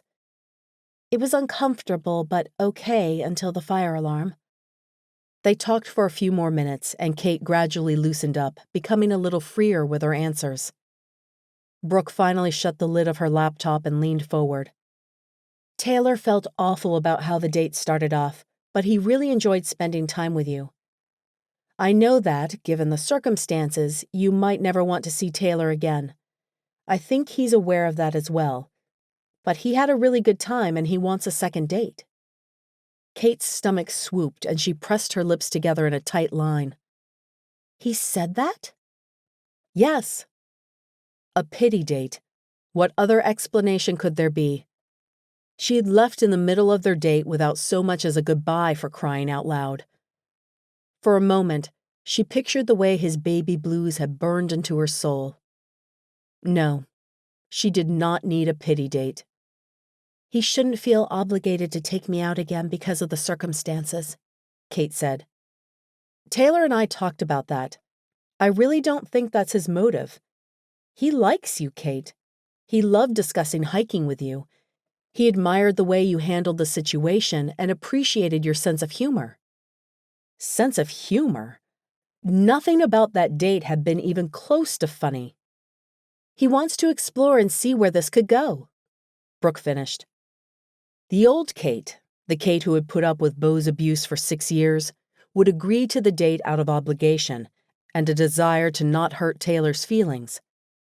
She opened her mouth, yes on the tip of her tongue. But she had come to Toujour to change her old ways and find lasting happiness. "I don't know if I want to go out with him again," Kate said slowly. She expected Brooke to argue with her, to insist she and Taylor were a perfect match. But Brooke just nodded and said, "I understand completely. It's not that he wasn't nice, he was." "Kate." Brooke rested a gentle hand on her knee. "I understand, and so will Taylor. He seems like a great guy, it's just too much right now." "Let's not say no then. Let's say not right now." Brooke flipped her laptop open again. "In case you didn't want to go out with him again immediately, I found a few more matches you might be interested in, as well as the 2 I showed you before. How about I set you up on dates with a couple of those men, and we can revisit whether or not you want to go out with Taylor again later?" "Okay," Kate said. But she wouldn't go out with him again. The new Kate was no one's damsel in distress. Chapter 7. Taylor spent the rest of the weekend in San Diego trying to get the situation with Amy under control. The landlord had agreed to give Amy some time to come up with the rest of the cash if Taylor paid half the back rent immediately. In the end, he caved. Amy needed him. She needed support and encouragement. If she had someone to look after her, he knew she'd improve. And the San Diego Fire Department happened to have an opening. On Monday morning, he hung up the phone, not at all surprised that Kate didn't want another date. It wasn't like it had gone especially well, and his connection to her past had no doubt rattled her. What did surprise him was how much the realization he'd most likely never see Kate again disappointed him. Tuesday morning, Taylor rolled out of bed at 4:30 and was to the fire station in time for his 5 a.m. shift. His best friend Corey was already in the kitchen, preparing breakfast casseroles for the guys. His dark hair was messy, the apron barely fitting around his muscled torso. "Hey, man," Corey said, giving a head nod. "How was your weekend?" Unexpected and bizarre. Taylor washed his hands in the sink, then started cracking eggs in a bowl. It wasn't his turn for mess duty, but he didn't mind helping Corey out. "What do you mean?" Corey asked. "I went on a Toujour date." "Oh, yeah?" Corey raised an eyebrow. "I went on one, too. She was pretty cool, and we're gonna go out again. I haven't had an awful date yet from them. What did you guys do that was so bizarre?" "We went bowling. She beat me." "I'm not surprised, you suck." Taylor glared. "Not the point. The bizarre part was that I already knew her." "An ex?" Corey winced sympathetically. "That blows. Didn't you recognize her from the photo?" "Yes, but she isn't an ex, and she didn't recognize me." "Okay." Corey dumped the sausage into the frying pan and it sizzled, steam rising toward the oven hood. "Are you going to make me keep guessing, or are you just going to tell me?" "Remember my first fire?" Corey squinted. "Vaguely, a house fire, right? Guy died?" "Yes, and I told the widow." "I kinda remember that. She was super hot." "Yes." Taylor raised an eyebrow meaningfully. Corey's eyes widened. "No." "Yes." "No!" When my matchmaker sent her profile over, I assumed Kate knew that I was the firefighter from that night and wanted closure or something, but she had no idea. Corey let out a whistle. "Wow, talk about a rocky start." Taylor finished cracking eggs into the bowl and grabbed a whisk. She was pissed at first, but then she relaxed and she was pretty cool, until a fire alarm went off.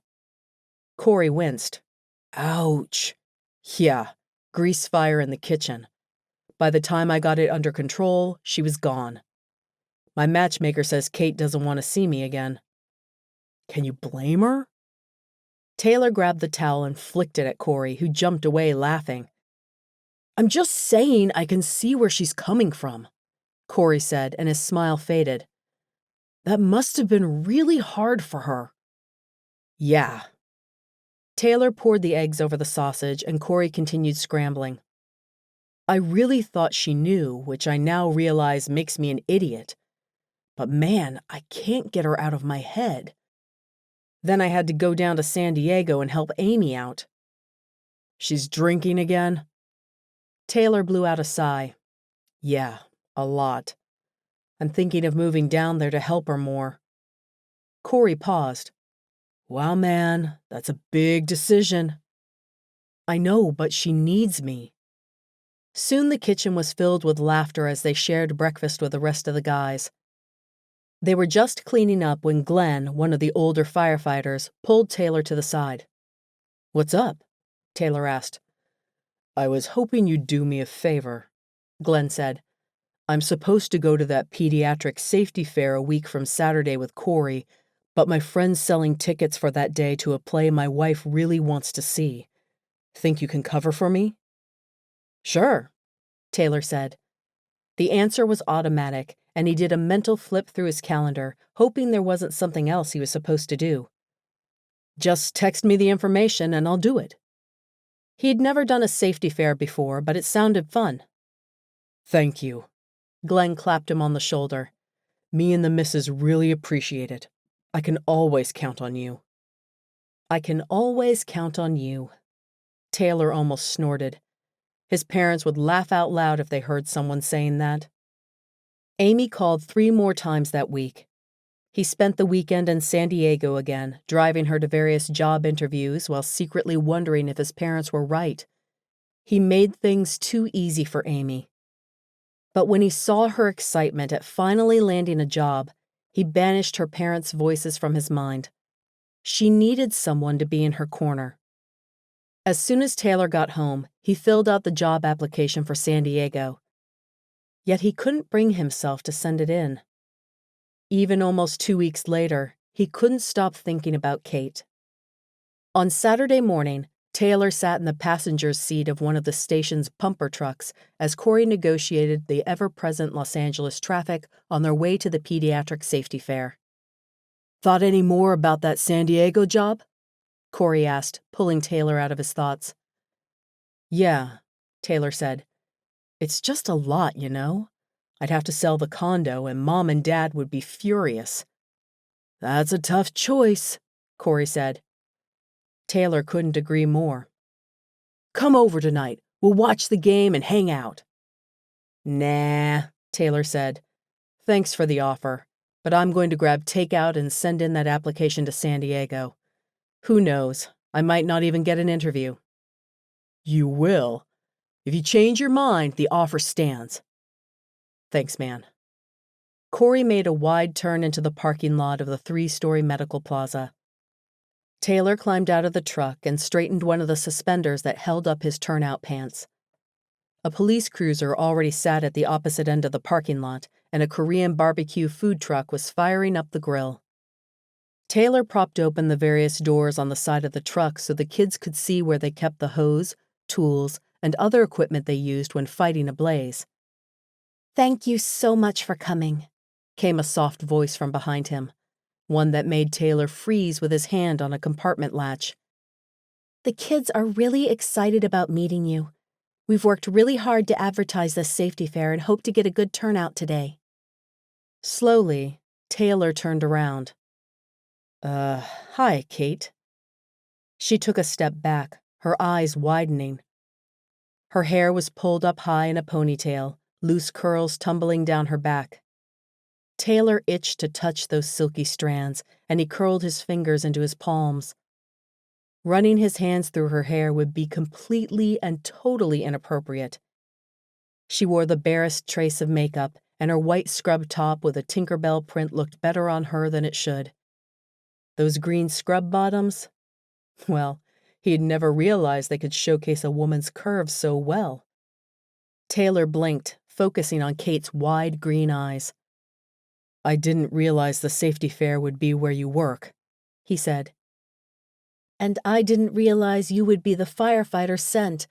There are so many stations in LA." He grinned, hoping to put her at ease. "What are the odds, right? I wasn't supposed to come, but I took over for another guy at the last moment." "Listen, about last week." He held up a hand, cutting her off abruptly. "You don't need to say anything. I understand. Really, I do." Her shoulders straightened and she gave a brisk nod. "Well, thank you for coming. Basically, we want the kids to ask questions, learn basic fire safety, and feel comfortable around firefighters so that if, heaven forbid, they are caught in a blaze, they won't hide from help."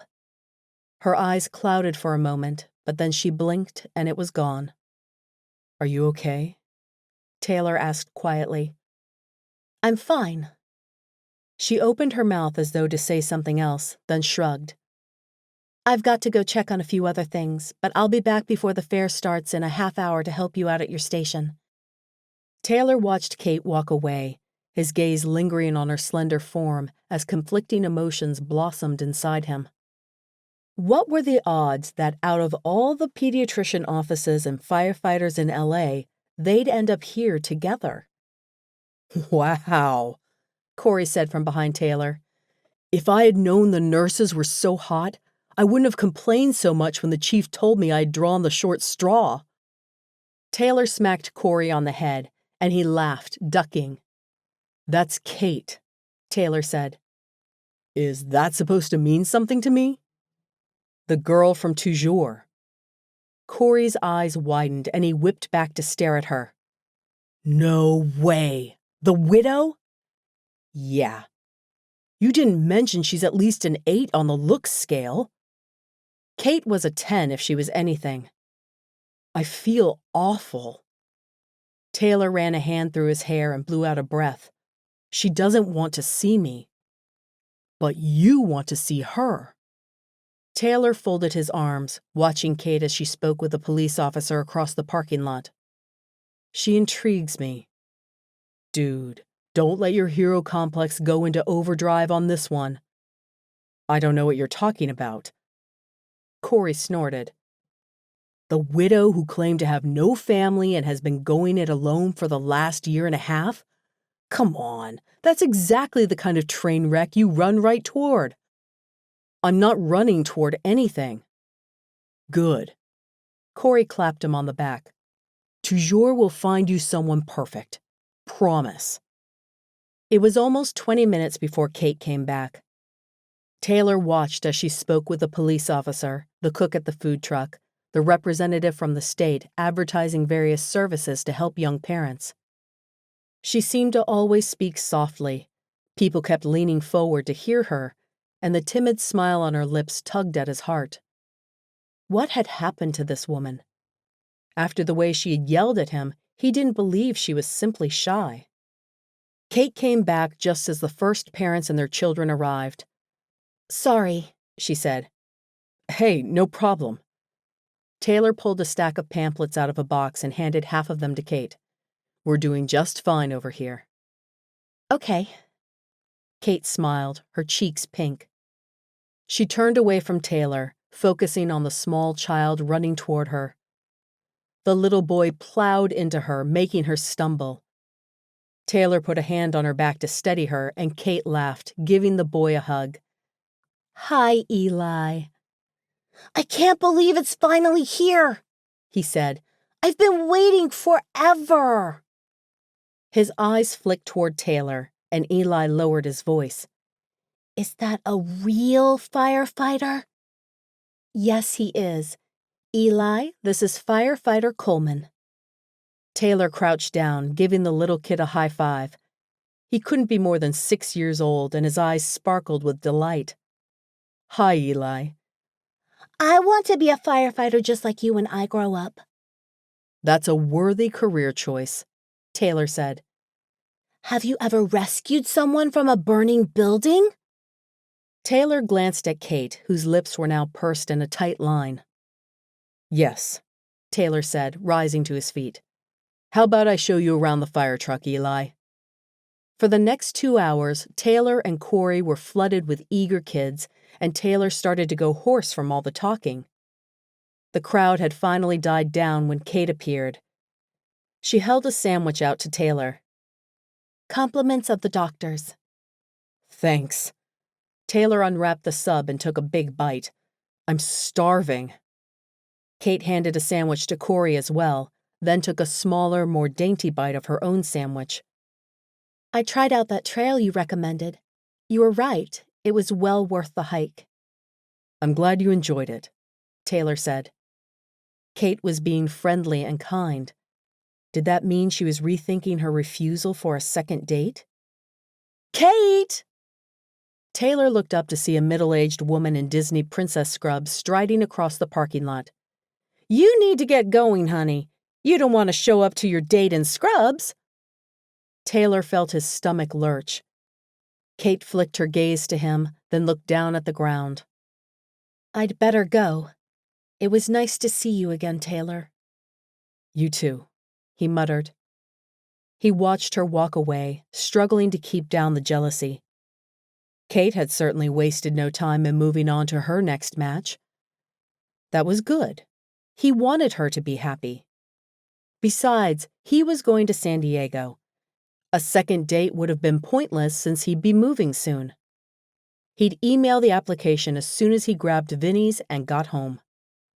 Kate would be nothing but a distant memory in a week. Chapter 8. Kate looked up at the building, an upscale Italian restaurant named Vinny's with a Tuscany design. She'd only spent 10 minutes in her car instead of 20. That was quantifiable progress, and she'd take it. It had taken all her courage to accept another date after the somewhat traumatic one with Taylor. But she had agreed to go out with Randy, an accountant in his early 40s with a 5-year-old daughter.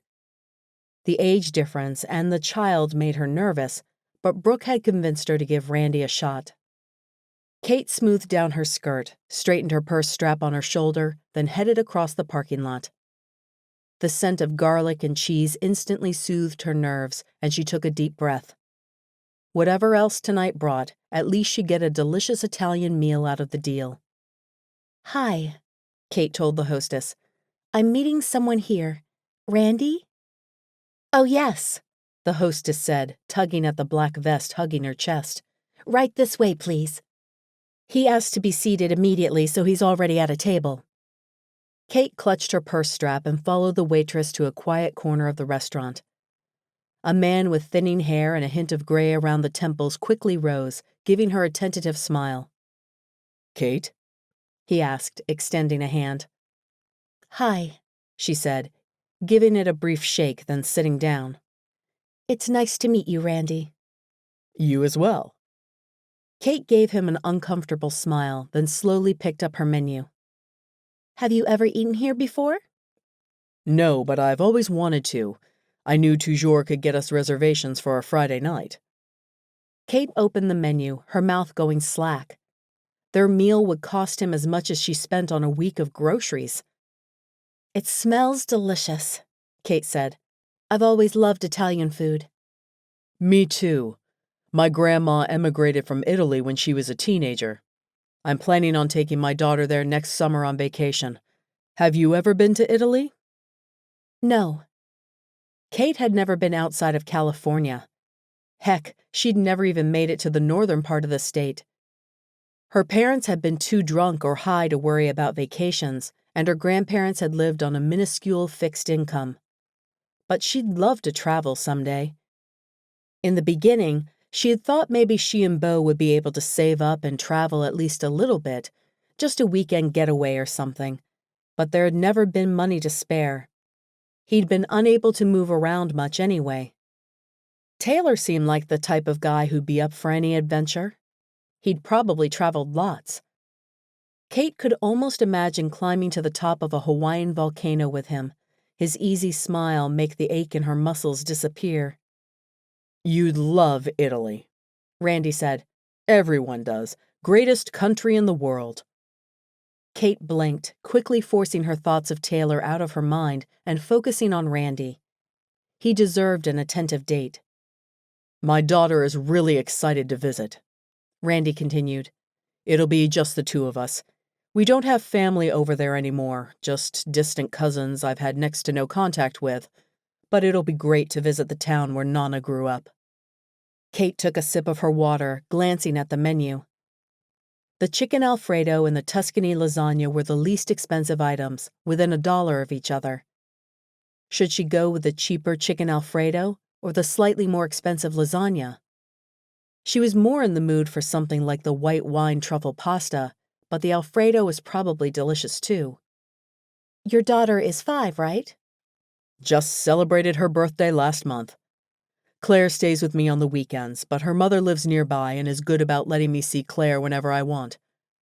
Our divorce was a mutual decision, and we're pretty good friends now. We still take a family vacation together every summer." "That's great," Kate said. Best friends with his ex? No thanks. She didn't want to get in the middle of that relationship. That was the nice thing about Taylor. There was no ex, no children to muddy the waters. But it was unfair to want someone without a past when she had so much of one herself. Taylor had flat out said the widow thing freaked him out. She'd bet it freaked out a lot of other guys, too. "Stop thinking about him," she told herself. Sure, it had been pleasant spending time with him today. He was an excellent conversationalist, and watching him interact with the children had been heartwarming. But she couldn't reopen that door. It was too weird. "What about you?" Randy asked. "What about me?" "Do you have any children?" "Oh, no." Randy nodded. "I just have Claire. Her mom and I divorced shortly after she was born, so I've never been as involved as I would have liked to be. Have you only been married the once?" "Yes." Kate took another quick sip of her water. "My husband passed away 18 months ago." "My matchmaker mentioned that. I'm so sorry." Kate forced a smile. "It's been challenging, but I'm ready to move forward with my life." The waitress appeared then, a notepad and pen in her hand. "Hi, I'm Rosa," she said. "Do we want to start off with some drinks tonight?" "We'll take a bottle of red wine for the table," Randy said. Kate's stomach curled. Beau's substance abuse had turned her off alcohol forever. "Just a water for me." Randy raised an eyebrow. "Red wine goes with everything. I'll make sure they bring us a good year." Hadn't Randy read her profile where she had clearly stated she didn't drink? She could feel his annoyance rising, feel him pushing her to bend to his will. But she wouldn't relent on this. "No, thank you." The waitress nodded. "Are you ready to order now, or should I give you a minute?" "I'm ready," Kate said quickly. Maybe if she kept Rosa talking long enough, Randy would forget they had ever been on the subject of alcohol, which inevitably led to the subject of Beau. Randy looked surprised, but nodded. "Would you like me to order for you?" Kate looked down at the menu. "I'm allergic to peanuts, so I'd better order for myself."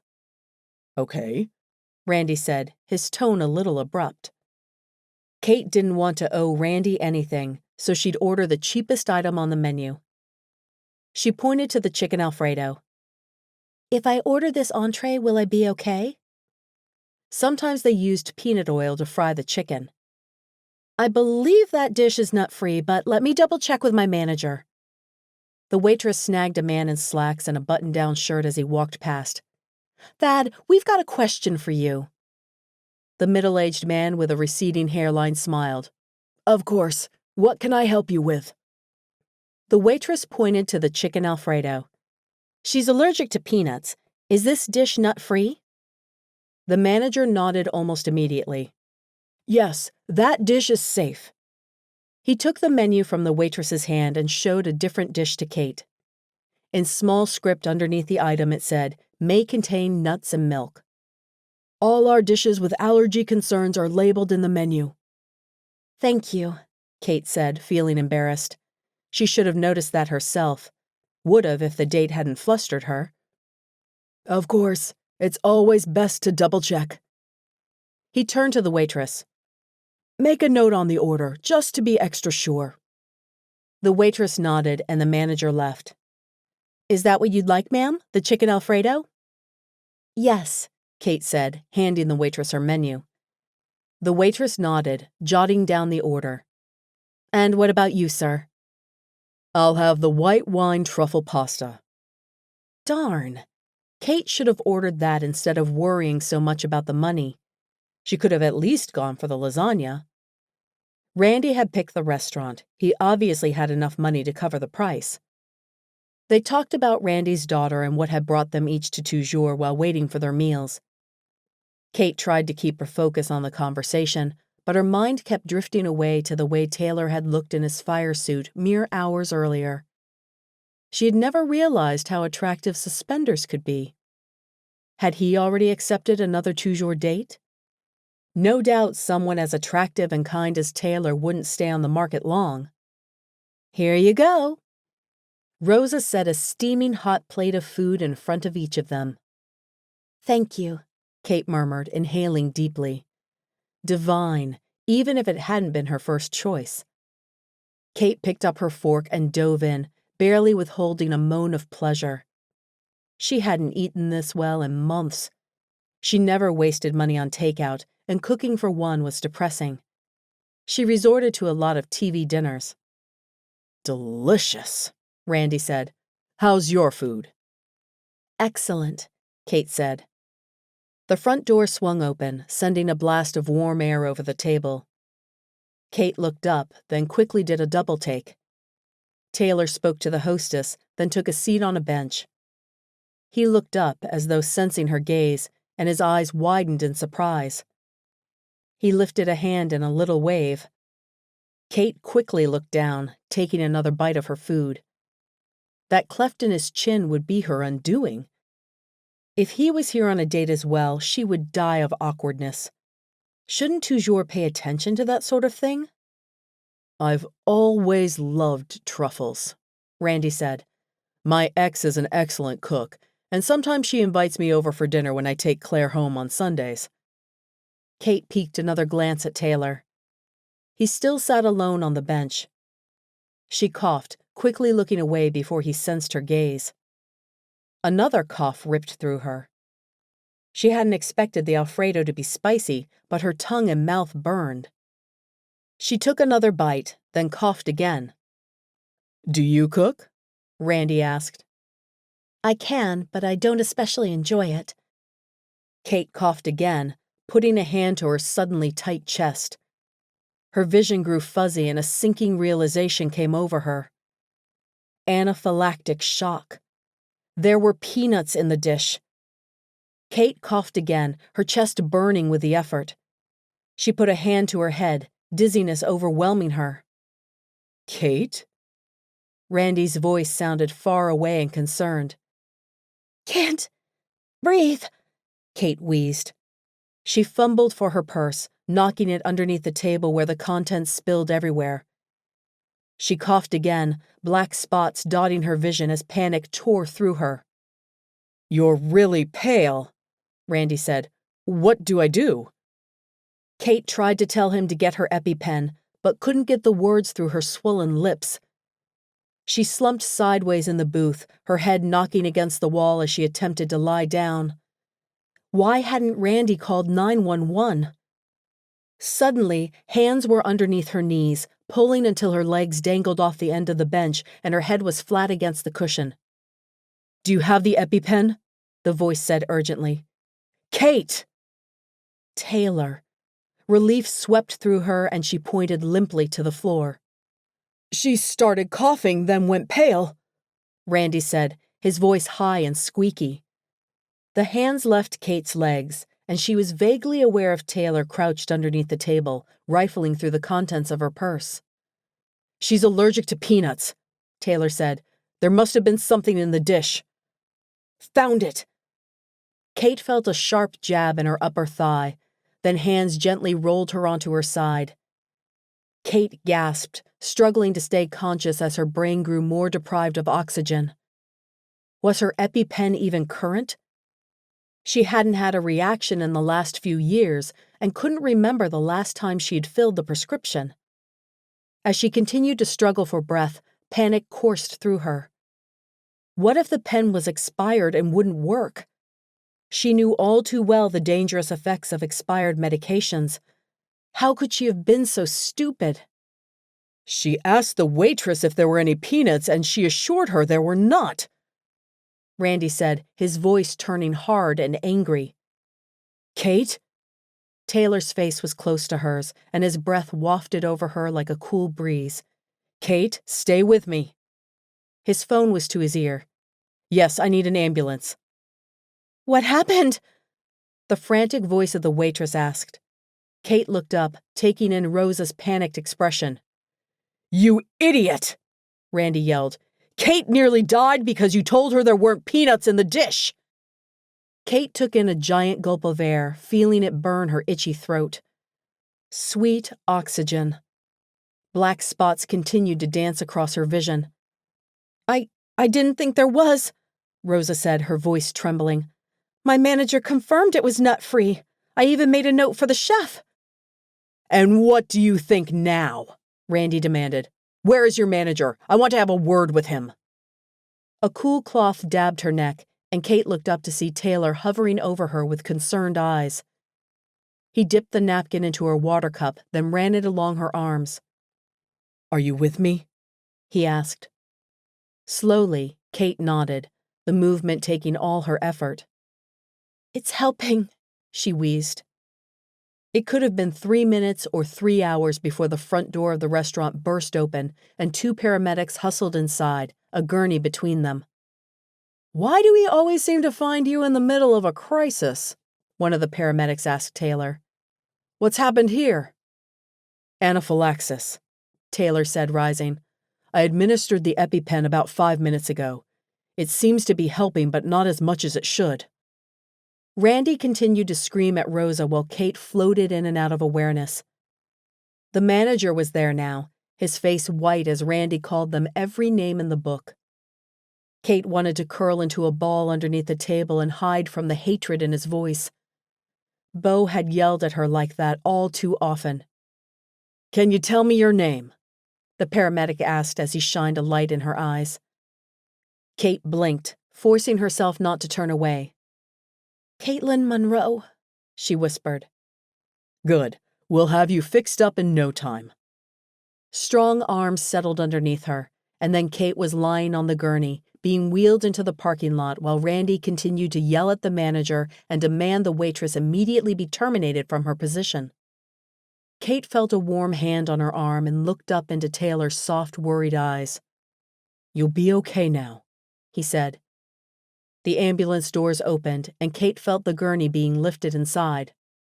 Are you coming with us, Taylor? The paramedic asked.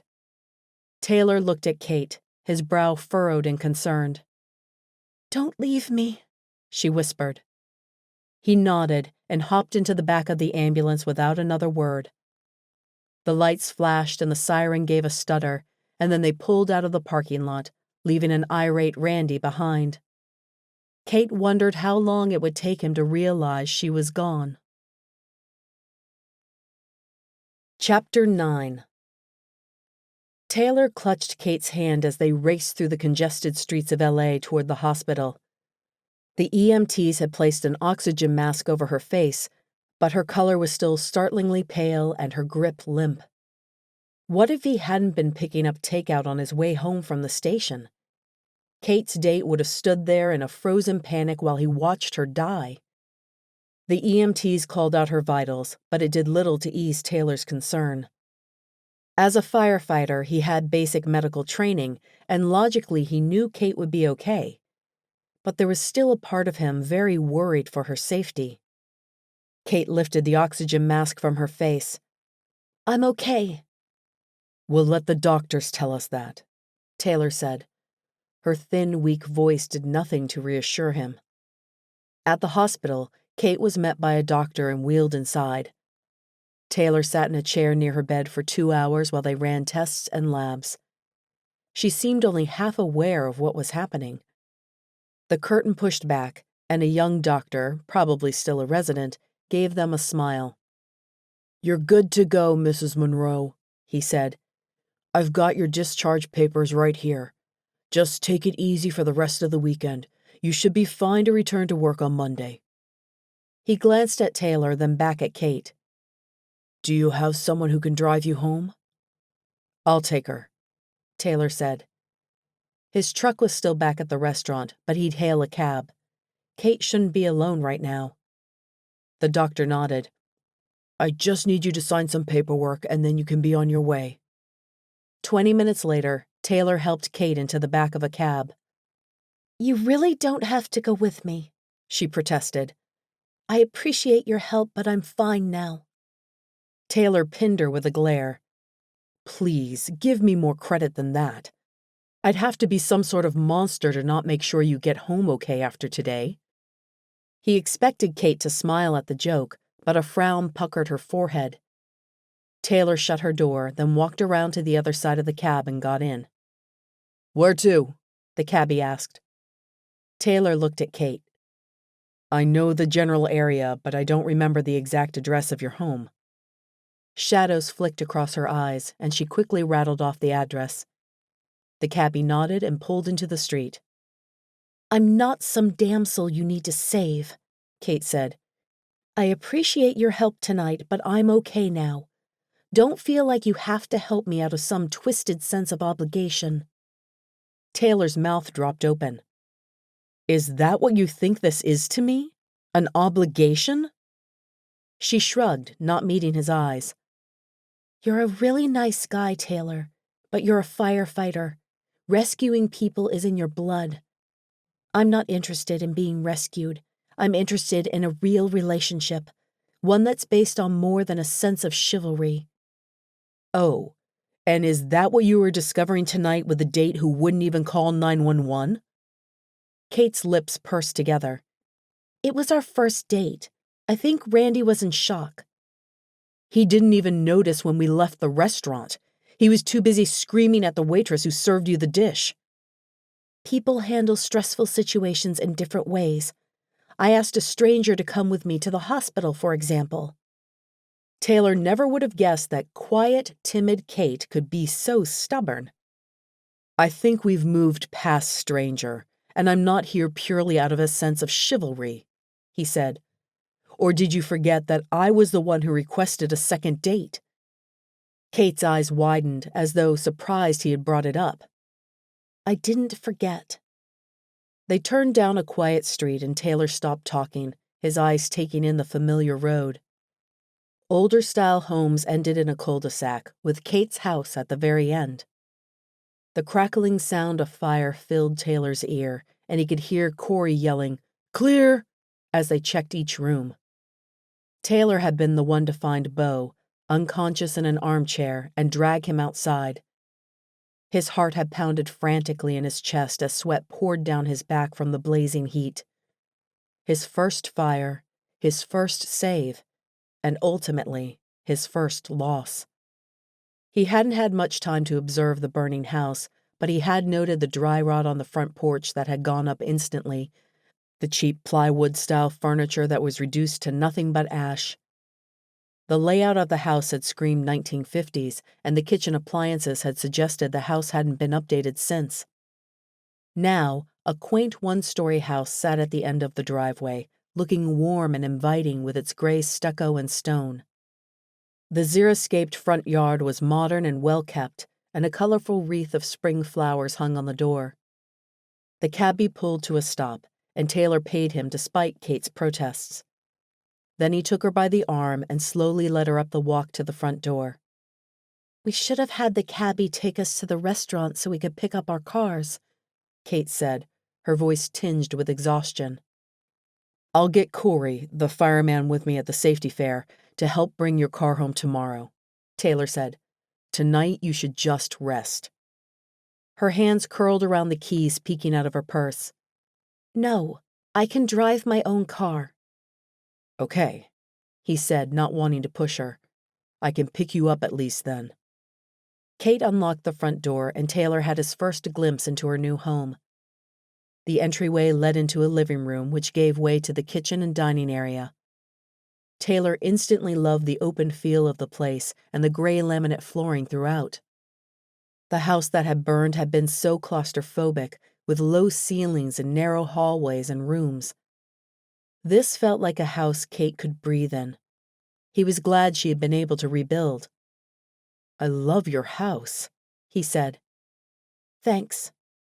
Kate dropped her purse onto the kitchen table, her face pale. "Why don't you sit down? I'll get you something to eat." "I'm not hungry, thanks." Kate did as he suggested and sank into a couch overflowing with throw pillows. "I don't know if I ever want to eat again after tonight. I thought I was choosing a safe dish." Taylor dropped onto the couch beside her. "You really had me worried."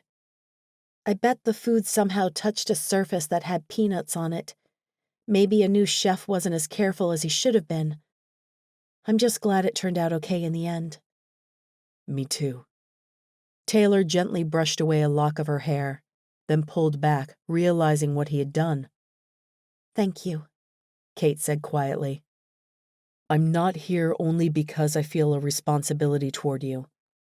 I know our past connection has got to be incredibly difficult to wrap your mind around, and I completely understand and respect that decision. But I asked to go out on another date with you, Kate, not the widow of someone I couldn't save." Kate's breath caught and tears rimmed her eyes. "I like you too, Taylor. Maybe too much." Hope sprang forth in his heart and he leaned forward, their faces mere inches apart. "Then what's the problem?" She looked down. "You remind me of that night, but not in the way you think." His brow furrowed in confusion. How many ways were there to remember that night? "Okay." "Beau was not a nice man. Our relationship was rocky. When you told me he was gone, I felt—" She held her hands out as though she could grasp the words from thin air. "I felt free." "Did he hit you?" Taylor asked, trying to keep his voice soft instead of angry. She blinked, and a single tear slid down her cheek. "No, nothing like that. But his words hurt as much as any punch. I feel guilty every day for not missing Beau more." She dropped her gaze, her voice almost a whisper. "I feel guilty for being so attracted to you." Kate had been abused, not physically perhaps, but emotionally. Suddenly everything clicked into place. So much of her previous behavior making perfect sense.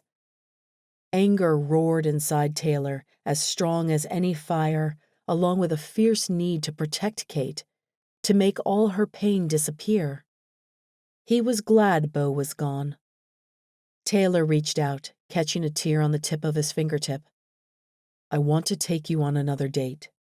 Will you let me?" Kate closed her eyes, her shoulders rising as she breathed deeply. "I don't know if that's a good idea." "I think it's the best idea. Please, Kate. Let me take you on a date, something to make up for that first awful one. Let me show you how normal we can be." Her eyes opened, their emerald green depths holding more emotion than he could even attempt to read. She searched his face while Taylor held his breath. She was going to refuse. He couldn't blame her, really. No doubt she wanted to forget anything and anyone connected to her past. After what felt like an eternity, she gave one quick nod. "Okay." Hope soared in Taylor's heart, and he grinned. He'd meant to go on the date and forget about Kate forever. But she was anything but forgettable. Her quiet strength was more attractive than he'd ever dreamed it could be. He wanted to lean forward and brush his lips against her so badly he ached. But instead, he stood. Now was not the time. If he wanted a chance with Kate, a real chance at something permanent, then he needed to take it slow. "I should let you rest. Can I help you with anything before I leave?" "No, I'll be fine." "Can I get your number at least?" She gave a small nod, and it felt like a major victory. Taylor quickly entered her number in. "Call me when you wake up in the morning and we can go get your car." Kate stood and walked him to the door. Her pace was slow but steady, making him feel a little better about leaving her alone. "How will you get home?" "I texted Corey while we were in the cab. He should be here to pick me up any minute. We'll stop by the restaurant and grab my car." "You don't have to wait outside." Taylor tenderly took Kate's face in his hands, staring into her eyes. He leaned forward and let his lips gently brush her cheek. "Yes, I do. Good night, Kate. I'll see you tomorrow." He drove to the restaurant on clouds, ignoring all of Corey's ribbing. Once in his condo, Taylor fed Ember, then sat down at his computer to check his email. He deleted 3 coupons and ignored an email from Brooke with another profile. He wasn't interested in dating anyone else.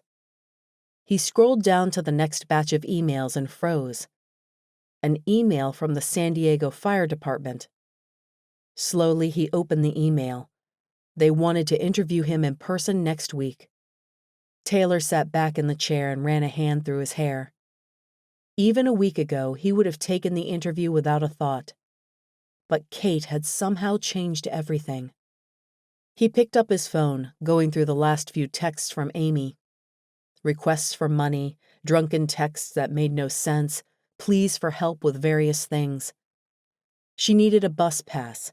She'd been fired from her job after only 2 days, the job he had dedicated an entire weekend to helping her get. The AC in her unit was broken, but the landlord wouldn't repair it until her rent was current. He closed his eyes, holding the phone to his chest. He had done everything he could to help her, but she continued to spiral. Did that mean his parents were right and he needed to back off? No. If he lived in San Diego, he could convince Amy to stop drinking. If she moved in with him, he'd be able to keep an eye on her, make sure she stayed sober and didn't fall back into her old habits. He'd known Kate for a week. He had known Amy his entire life.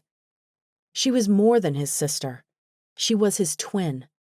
And he wouldn't abandon her for a girl he had been out with only once. An interview didn't mean they'd offer him the job, but he had to give it his best shot. He clicked reply. Chapter 10. When Kate woke up the next morning, it was to a painfully scratchy throat and itchy skin. At least she could breathe again. Last night had been scary, humiliating, embarrassing, comforting. What would she have done if Taylor hadn't been there to administer the EpiPen and call an ambulance? Randy had totally frozen when faced with conflict, which didn't bother Kate near as much as how he had treated the waitress who had done nothing wrong. Randy's behavior, as Kate was being carted out to the ambulance on a gurney, had reminded her too much of Beau. And she didn't want any part of a relationship that reminded her, even a little, of her late husband. Taking a shower exhausted her, so Kate contented herself with pulling her hair up in a simple bun and swiping on a dab of lip gloss. She'd only recently started wearing makeup again, or even doing much with her hair for that matter. But somehow, the possibility of seeing Taylor today had her wishing she had the energy to make herself look a little more put together. But maybe it was better this way. She didn't want to look like she was trying too hard and give him the wrong idea. Although she had agreed to go out with him again, so the point was probably moot. By 10 o'clock, Kate was wondering if she had misunderstood Taylor.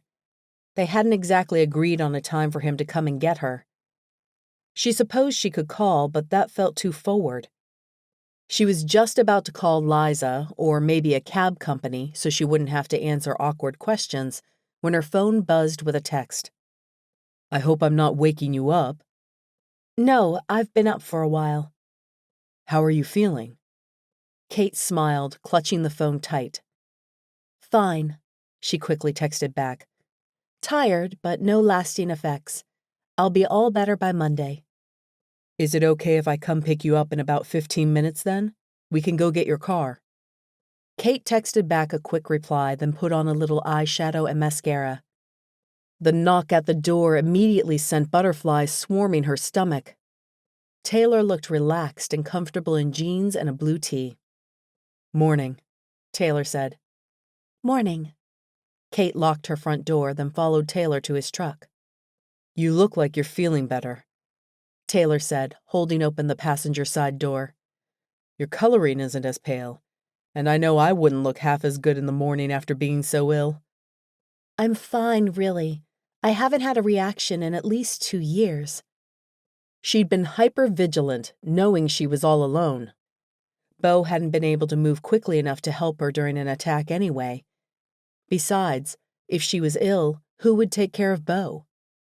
She'd had 2 attacks during their time together, one when they were engaged and one a few years into their marriage. Caring for a convalescent was challenging enough without being one herself. You really scared me, Taylor said. I've never seen someone go into anaphylactic shock before. Thank you again for helping me. I wish I could take you out to lunch or something afterward, but I agreed to take over a shift for a guy at the station so he could go to his grandma's birthday party. You don't owe me lunch, Kate said. It's nice of you to help out a coworker. I don't mind. I love my job at the station. Besides, it's not like we're fighting fires all day. Most of the time we're just sitting around or running drills.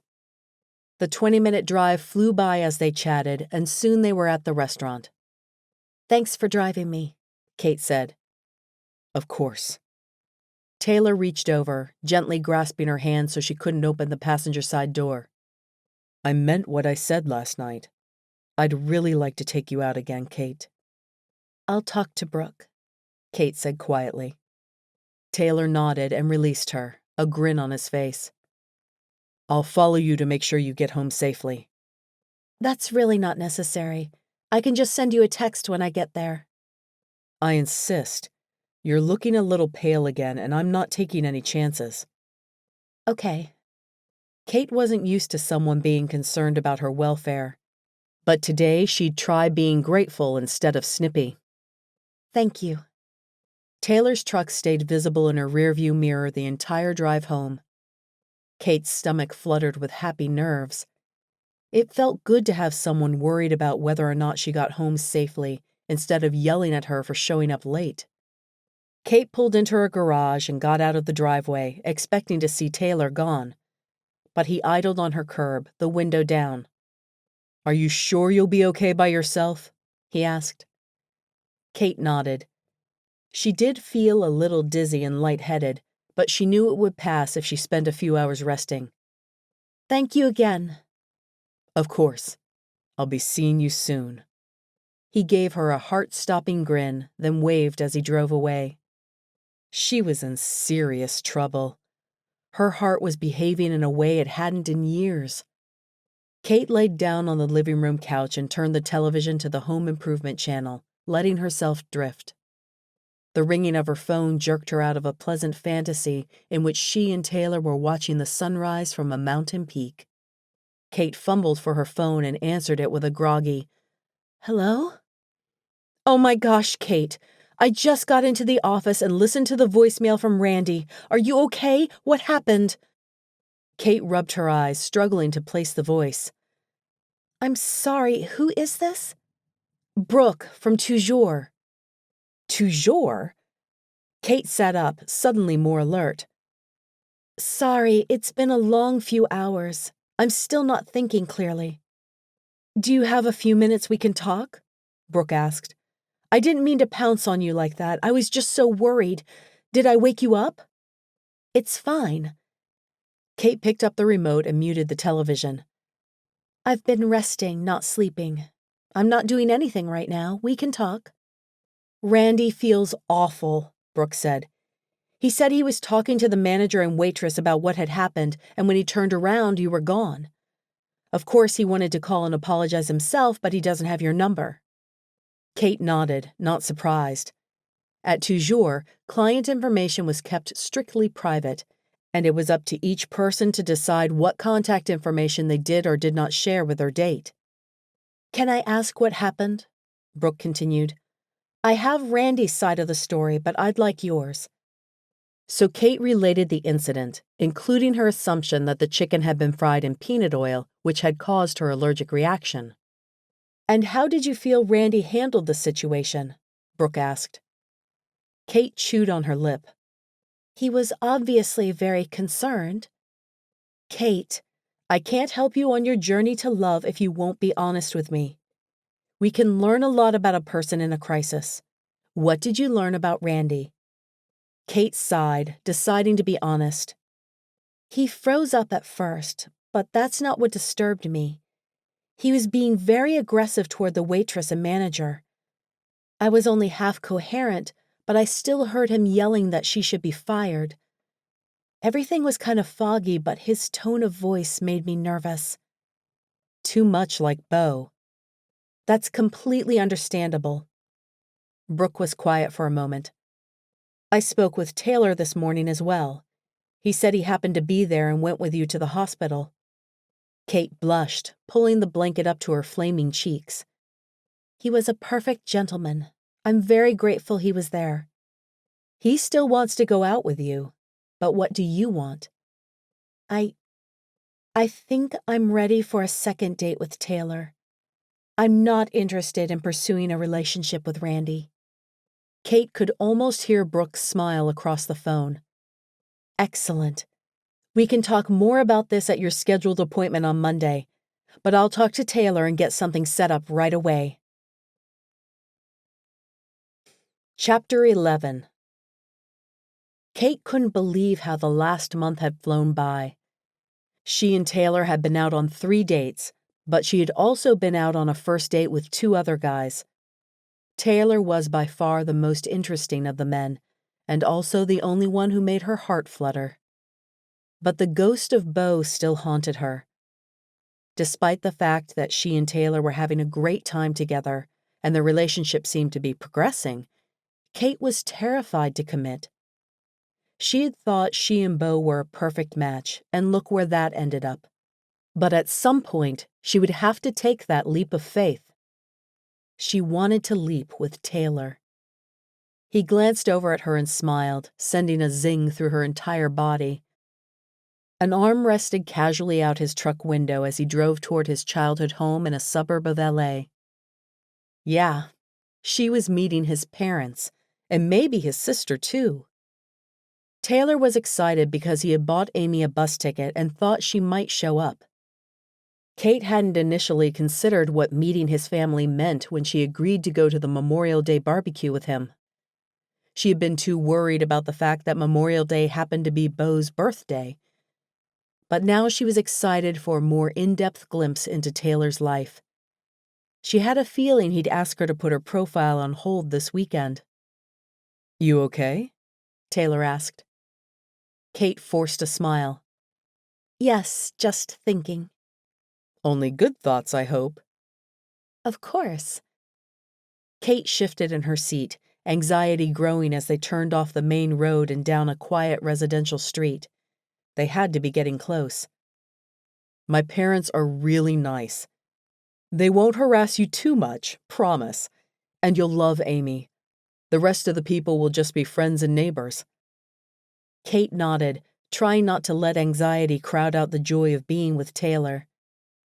She'd never really had to meet family when it came to Beau.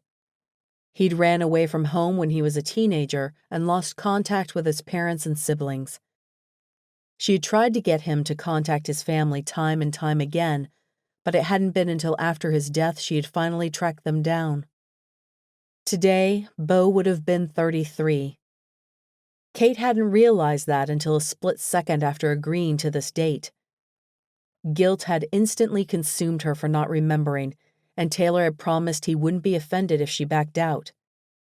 But she had started this journey to move past Beau, and saying no to Taylor because of an arbitrary calendar date felt like a step backward. She'd woken up that morning feeling nostalgic for the good days with Beau, and there had been good days, especially during their brief engagement, but the excitement of seeing Taylor had quickly overtaken her. "Here we are." Taylor pulled up in front of a quaint 2-story home and killed the engine. Home sweet home. Kate slowly got out of the truck, looking up at the house. It was obviously older, with peeling paint around the door frame and a brick exterior that had long ago gone out of vogue. But the home also looked loved and cared for.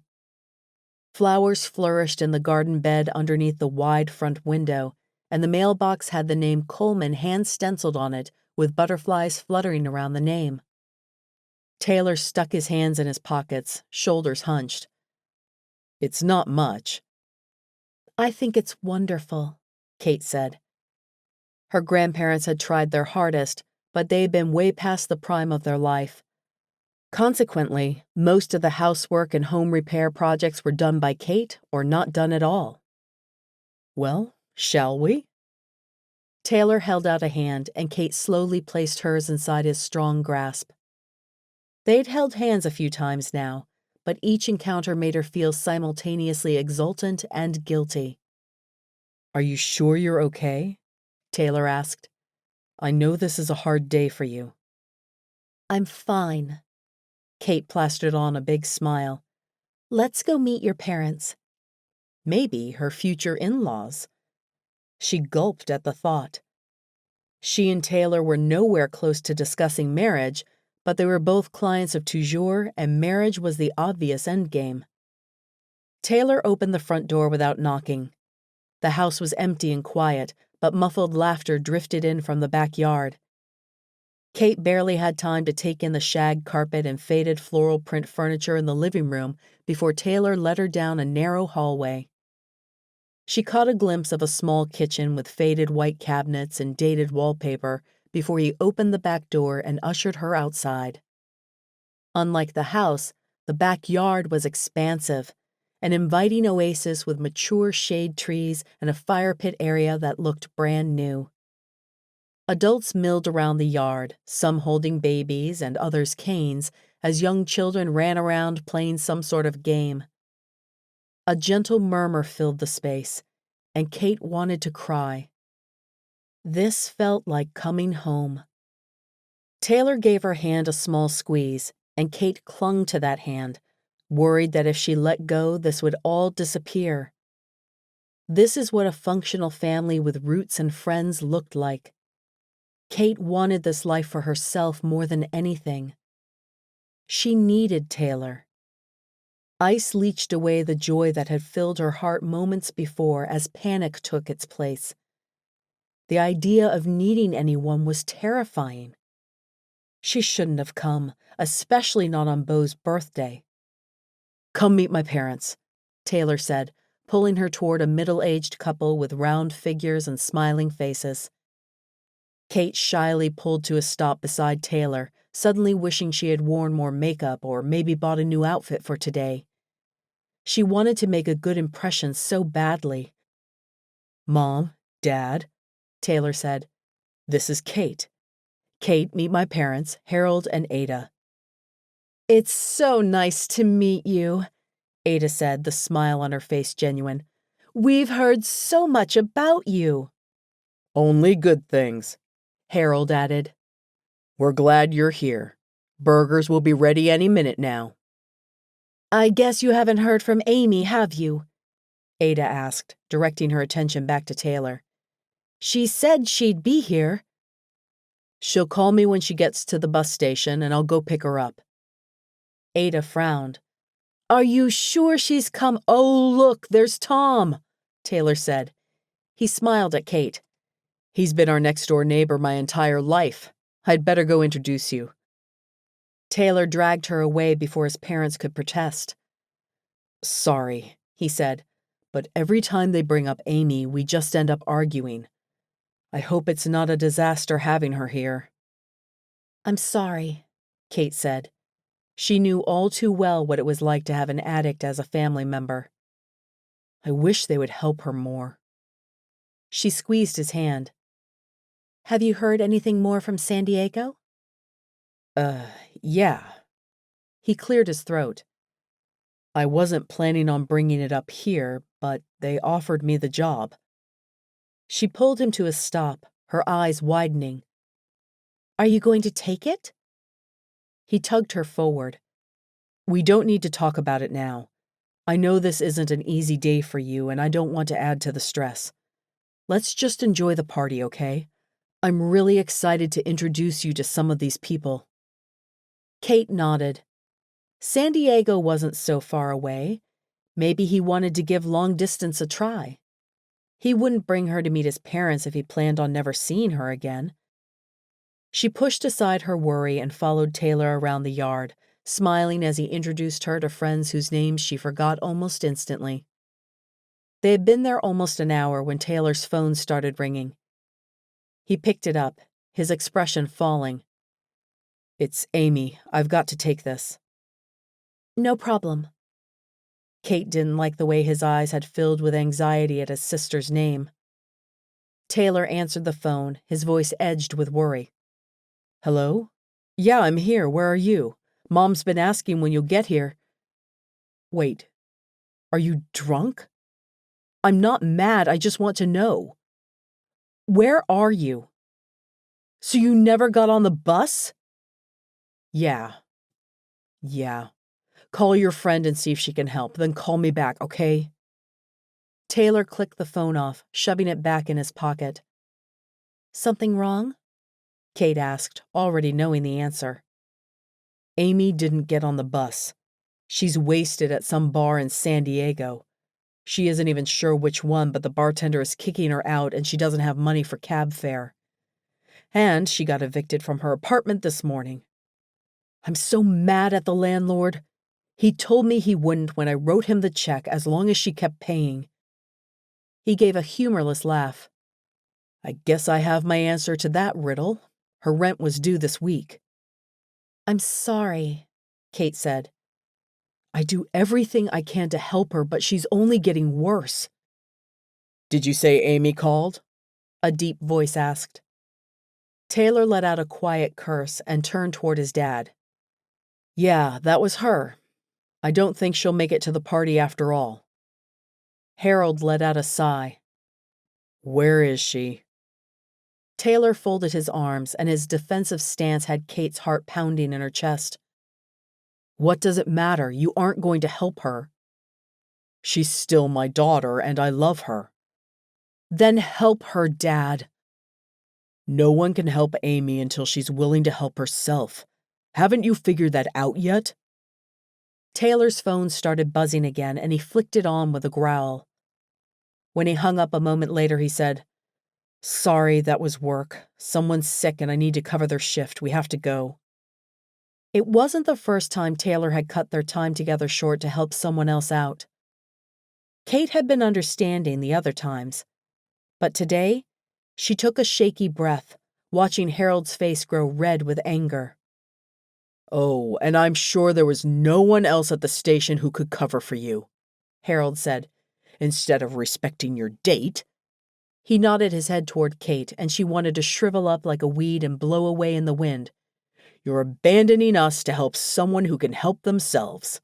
Again." Kate's heart pounded in a chest tight with anxiety. She didn't like the conflict of this moment, didn't like the side of Taylor that was emerging. Was he really going to rush off to help someone else, knowing how hard a day this was for Kate? And what about Amy? "Goodbye, Dad." Taylor grabbed Kate's hand and pulled her toward the house. They didn't talk as Taylor helped her into the truck. As he headed toward the freeway, Kate's mind whirled. She understood why Taylor wanted to help his sister, but Kate knew firsthand that helping an alcoholic only ended in disaster. She shivered, suddenly cold despite the May heat. "Is someone really sick at work?" Kate asked. Taylor shrugged. "Probably not. This guy fakes illness a lot so he and his girlfriend can spend the weekend in Vegas. But I hate saying no just in case. And I had to get away from my dad." Kate curled her fingers toward her palms, feeling nauseated. He was cutting their date short so some guy could go get drunk and blow money at slot machines in Vegas? Leaving the party to help his sister she understood, even if she didn't agree. But this? Taylor pulled up to her house and cut the engine, getting out. He silently walked her up the path to her front door, and Kate fumbled with her keys, then unlocked it. "Sorry I had to cut our date short," Taylor said. "Let's plan something for tomorrow night, okay? I should be home by dawn unless I need to go to San Diego and help Amy. We can talk about the job then." "Okay," Kate said. She turned the doorknob and stepped inside, then paused. "No. You know what? I don't have to take this from you. It's not okay, Taylor. I can't believe you're leaving me on today, my late husband's birthday, to take the shift of some frat boy who never grew up. I can't believe after all the guilt I've experienced this past week for agreeing to the date, this is how it ends. But more than that, I can't believe you're willing to help some casual acquaintance, but not your own sister. Because you may think you're helping her, but your dad's right. You're enabling her. It's easier for you to play the kind big brother than do the hard thing and tell her no. You're taking the easy way out, and that's not the type of guy I want a relationship with. Not again." Taylor's mouth fell open, shock lining his features. "Kate, Goodbye, Taylor," Kate said, and then she shut the door. Chapter 12. Taylor tore down the freeway, aggressively cutting off drivers and weaving through traffic as he headed toward the station. His parents made him so angry. No, they infuriated him. Amy infuriated him.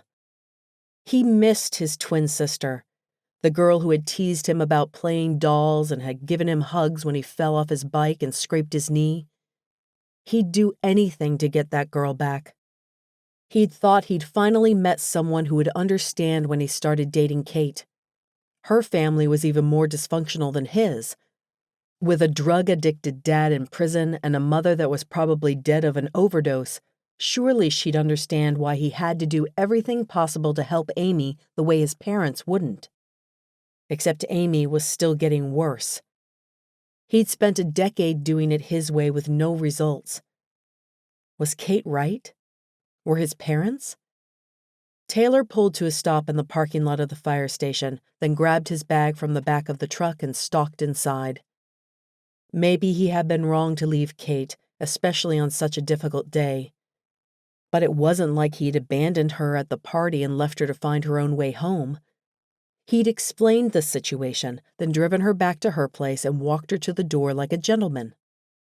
If she couldn't handle the unpredictable life of someone in service to the public, then maybe it was better if they ended things now. Except he didn't want to end things and move to San Diego. He wanted to stay right here in LA with her. Taylor walked through the front doors of the fire station, surprised to see Corey sitting at the kitchen table. "What are you doing here?" Taylor asked. Corey folded his arms and leaned back in his chair. "My shift isn't over for another 10 minutes. What are you doing here?" "Doug claims he's sick again and asked me to take his shift." Corey pursed his lips. "I thought you were taking Kate to your parents' house." "Yeah, we did go there for a while." Taylor tossed his bag to the ground and sank into a chair next to Corey. "I don't know, man. Things were going great, and then Amy had to call and ruin everything. I got in a fight with my dad, and then Kate blew up at me when I dropped her off. Can't say I blame her. Cutting the date short was a pretty jerk move. Doug's sick. What am I supposed to do?" Corey snorted. "You and I both know Doug isn't sick of anything but working. Didn't you say today was kind of a rough day for Kate? She should be angry. You left her, the girl you're dating, when she really needed you, to help someone with a complete disregard for responsibility.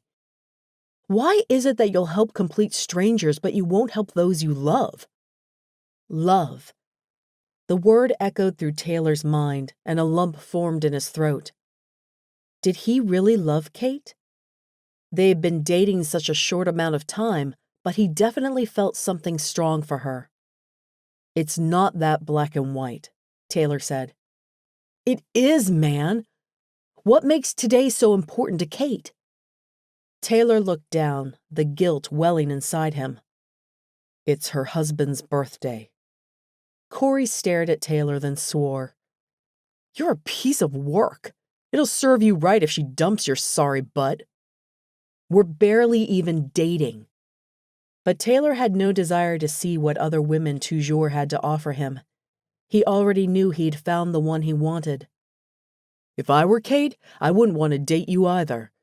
She needs someone who's going to be there for her no matter what, not someone with a misguided hero complex who's always rushing off to someone else's aid. Taylor sighed. It's not just that. She said that I enable Amy, that she doesn't want to be with a guy who does that. Kate's a smart woman. Excuse me? Amy's an alcoholic. She needs to be checked into a treatment program. Instead, you give her money every time she drinks all hers away. If I can just, you can't help someone who doesn't help themselves.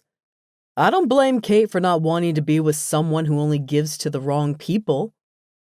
Moving to San Diego would be the worst possible thing you could do for Amy. She'll have no reason to stay sober if you're there babysitting her. Taylor stared at Corey as clarity sharpened his vision of Amy, and of Kate. Two futures played out before him, making his stomach churn. If he moved to San Diego, Amy would continue to get worse. His life would revolve around dragging her home from bars and hoping she didn't end up dead from her addiction.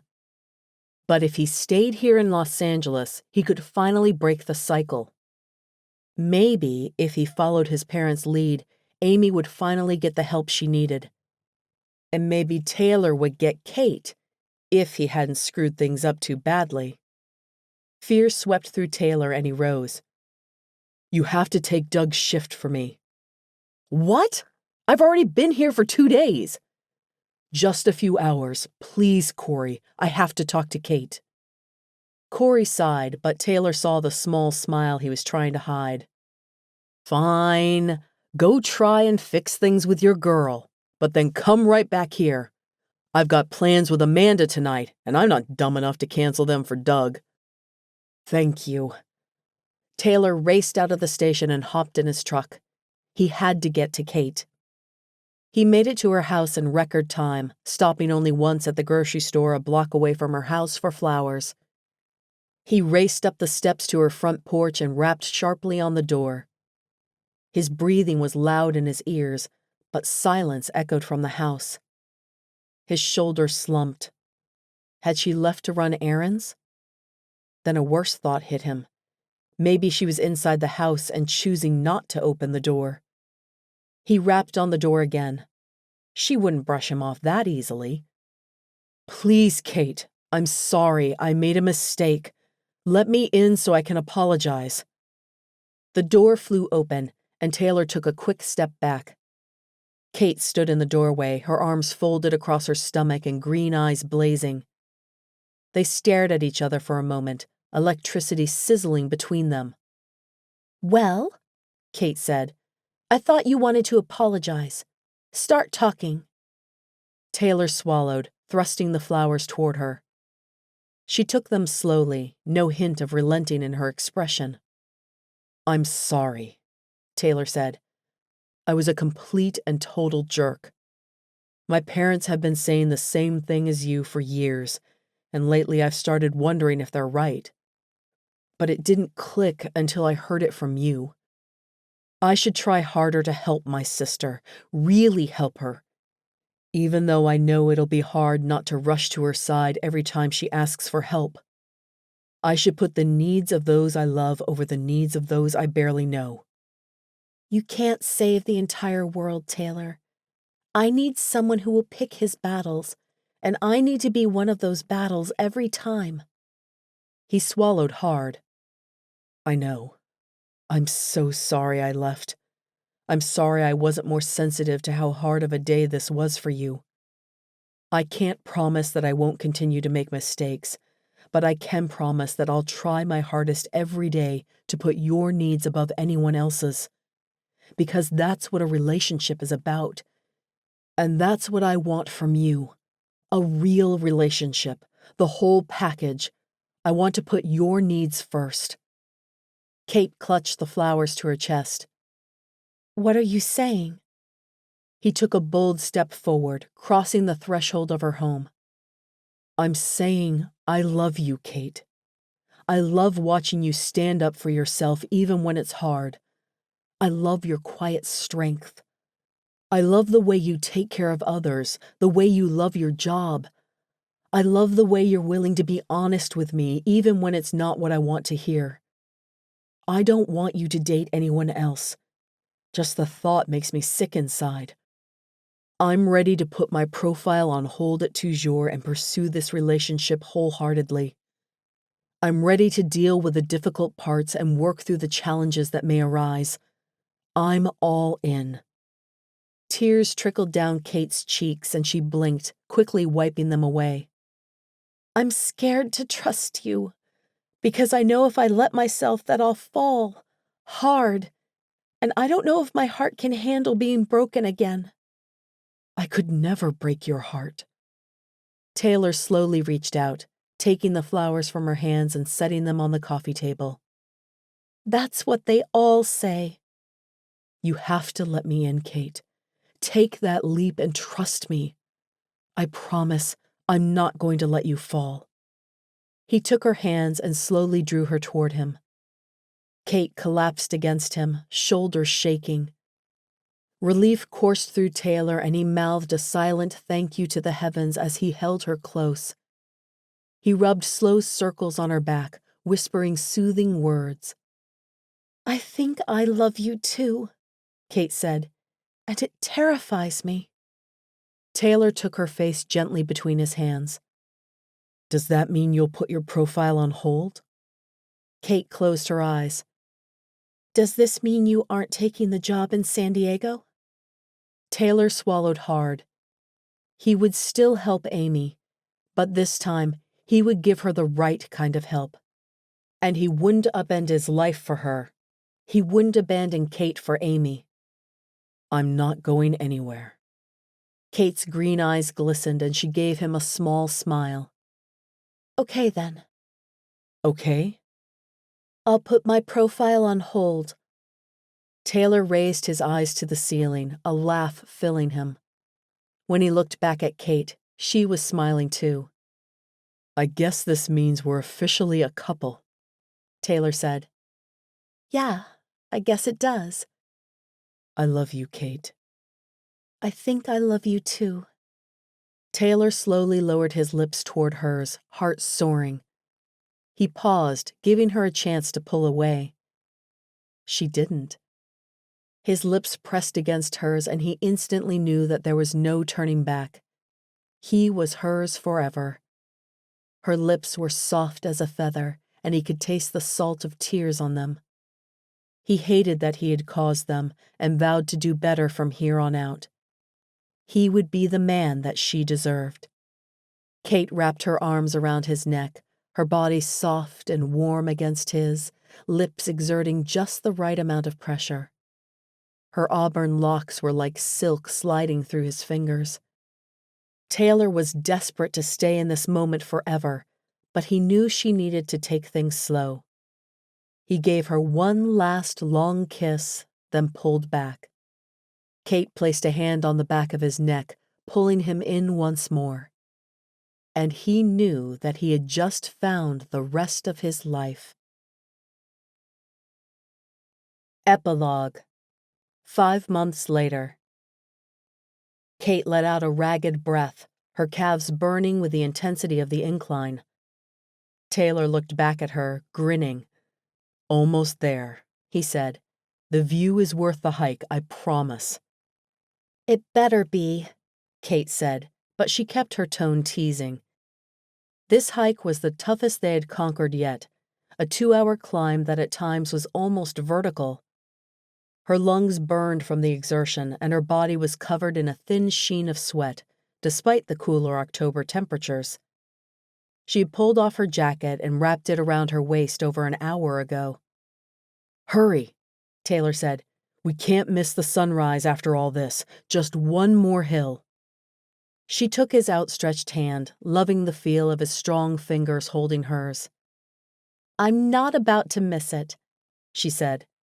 Then, digging deep, she found her last reserves of strength and pushed through the pain, cresting the final hill a step ahead of Taylor. She inhaled sharply, then let out a small "oh." The entire city of Los Angeles sprawled below them. The sun was just beginning to peek over the ocean, bathing the water in glittering light. She put a hand to her heart, fighting tears. She felt a little like that ocean, finally glowing with light after what felt like an eternity in darkness. Taylor had helped her find that sunlight, and while he was a big part of why she was so content, she knew that she'd always have the power to make her own happiness. She'd just need to learn how. "Taylor, it's beautiful," Kate said, reaching behind her for his hand but not finding it. "Totally worth the hike. Taylor?" She turned around, not wanting him to miss this. Taylor knelt before her in the hard dirt, dark hair wild from the hike and a smudge of dirt across one muscled shoulder. And in his hands, he held a ring box. He smiled, the cleft in his chin becoming more pronounced as his eyes sparkled. Kate's heart pounded in her chest, but for once it was a good thing. Tears pricked at her eyes and a hand flew to her mouth. "Kate Monroe, I love you," Taylor said.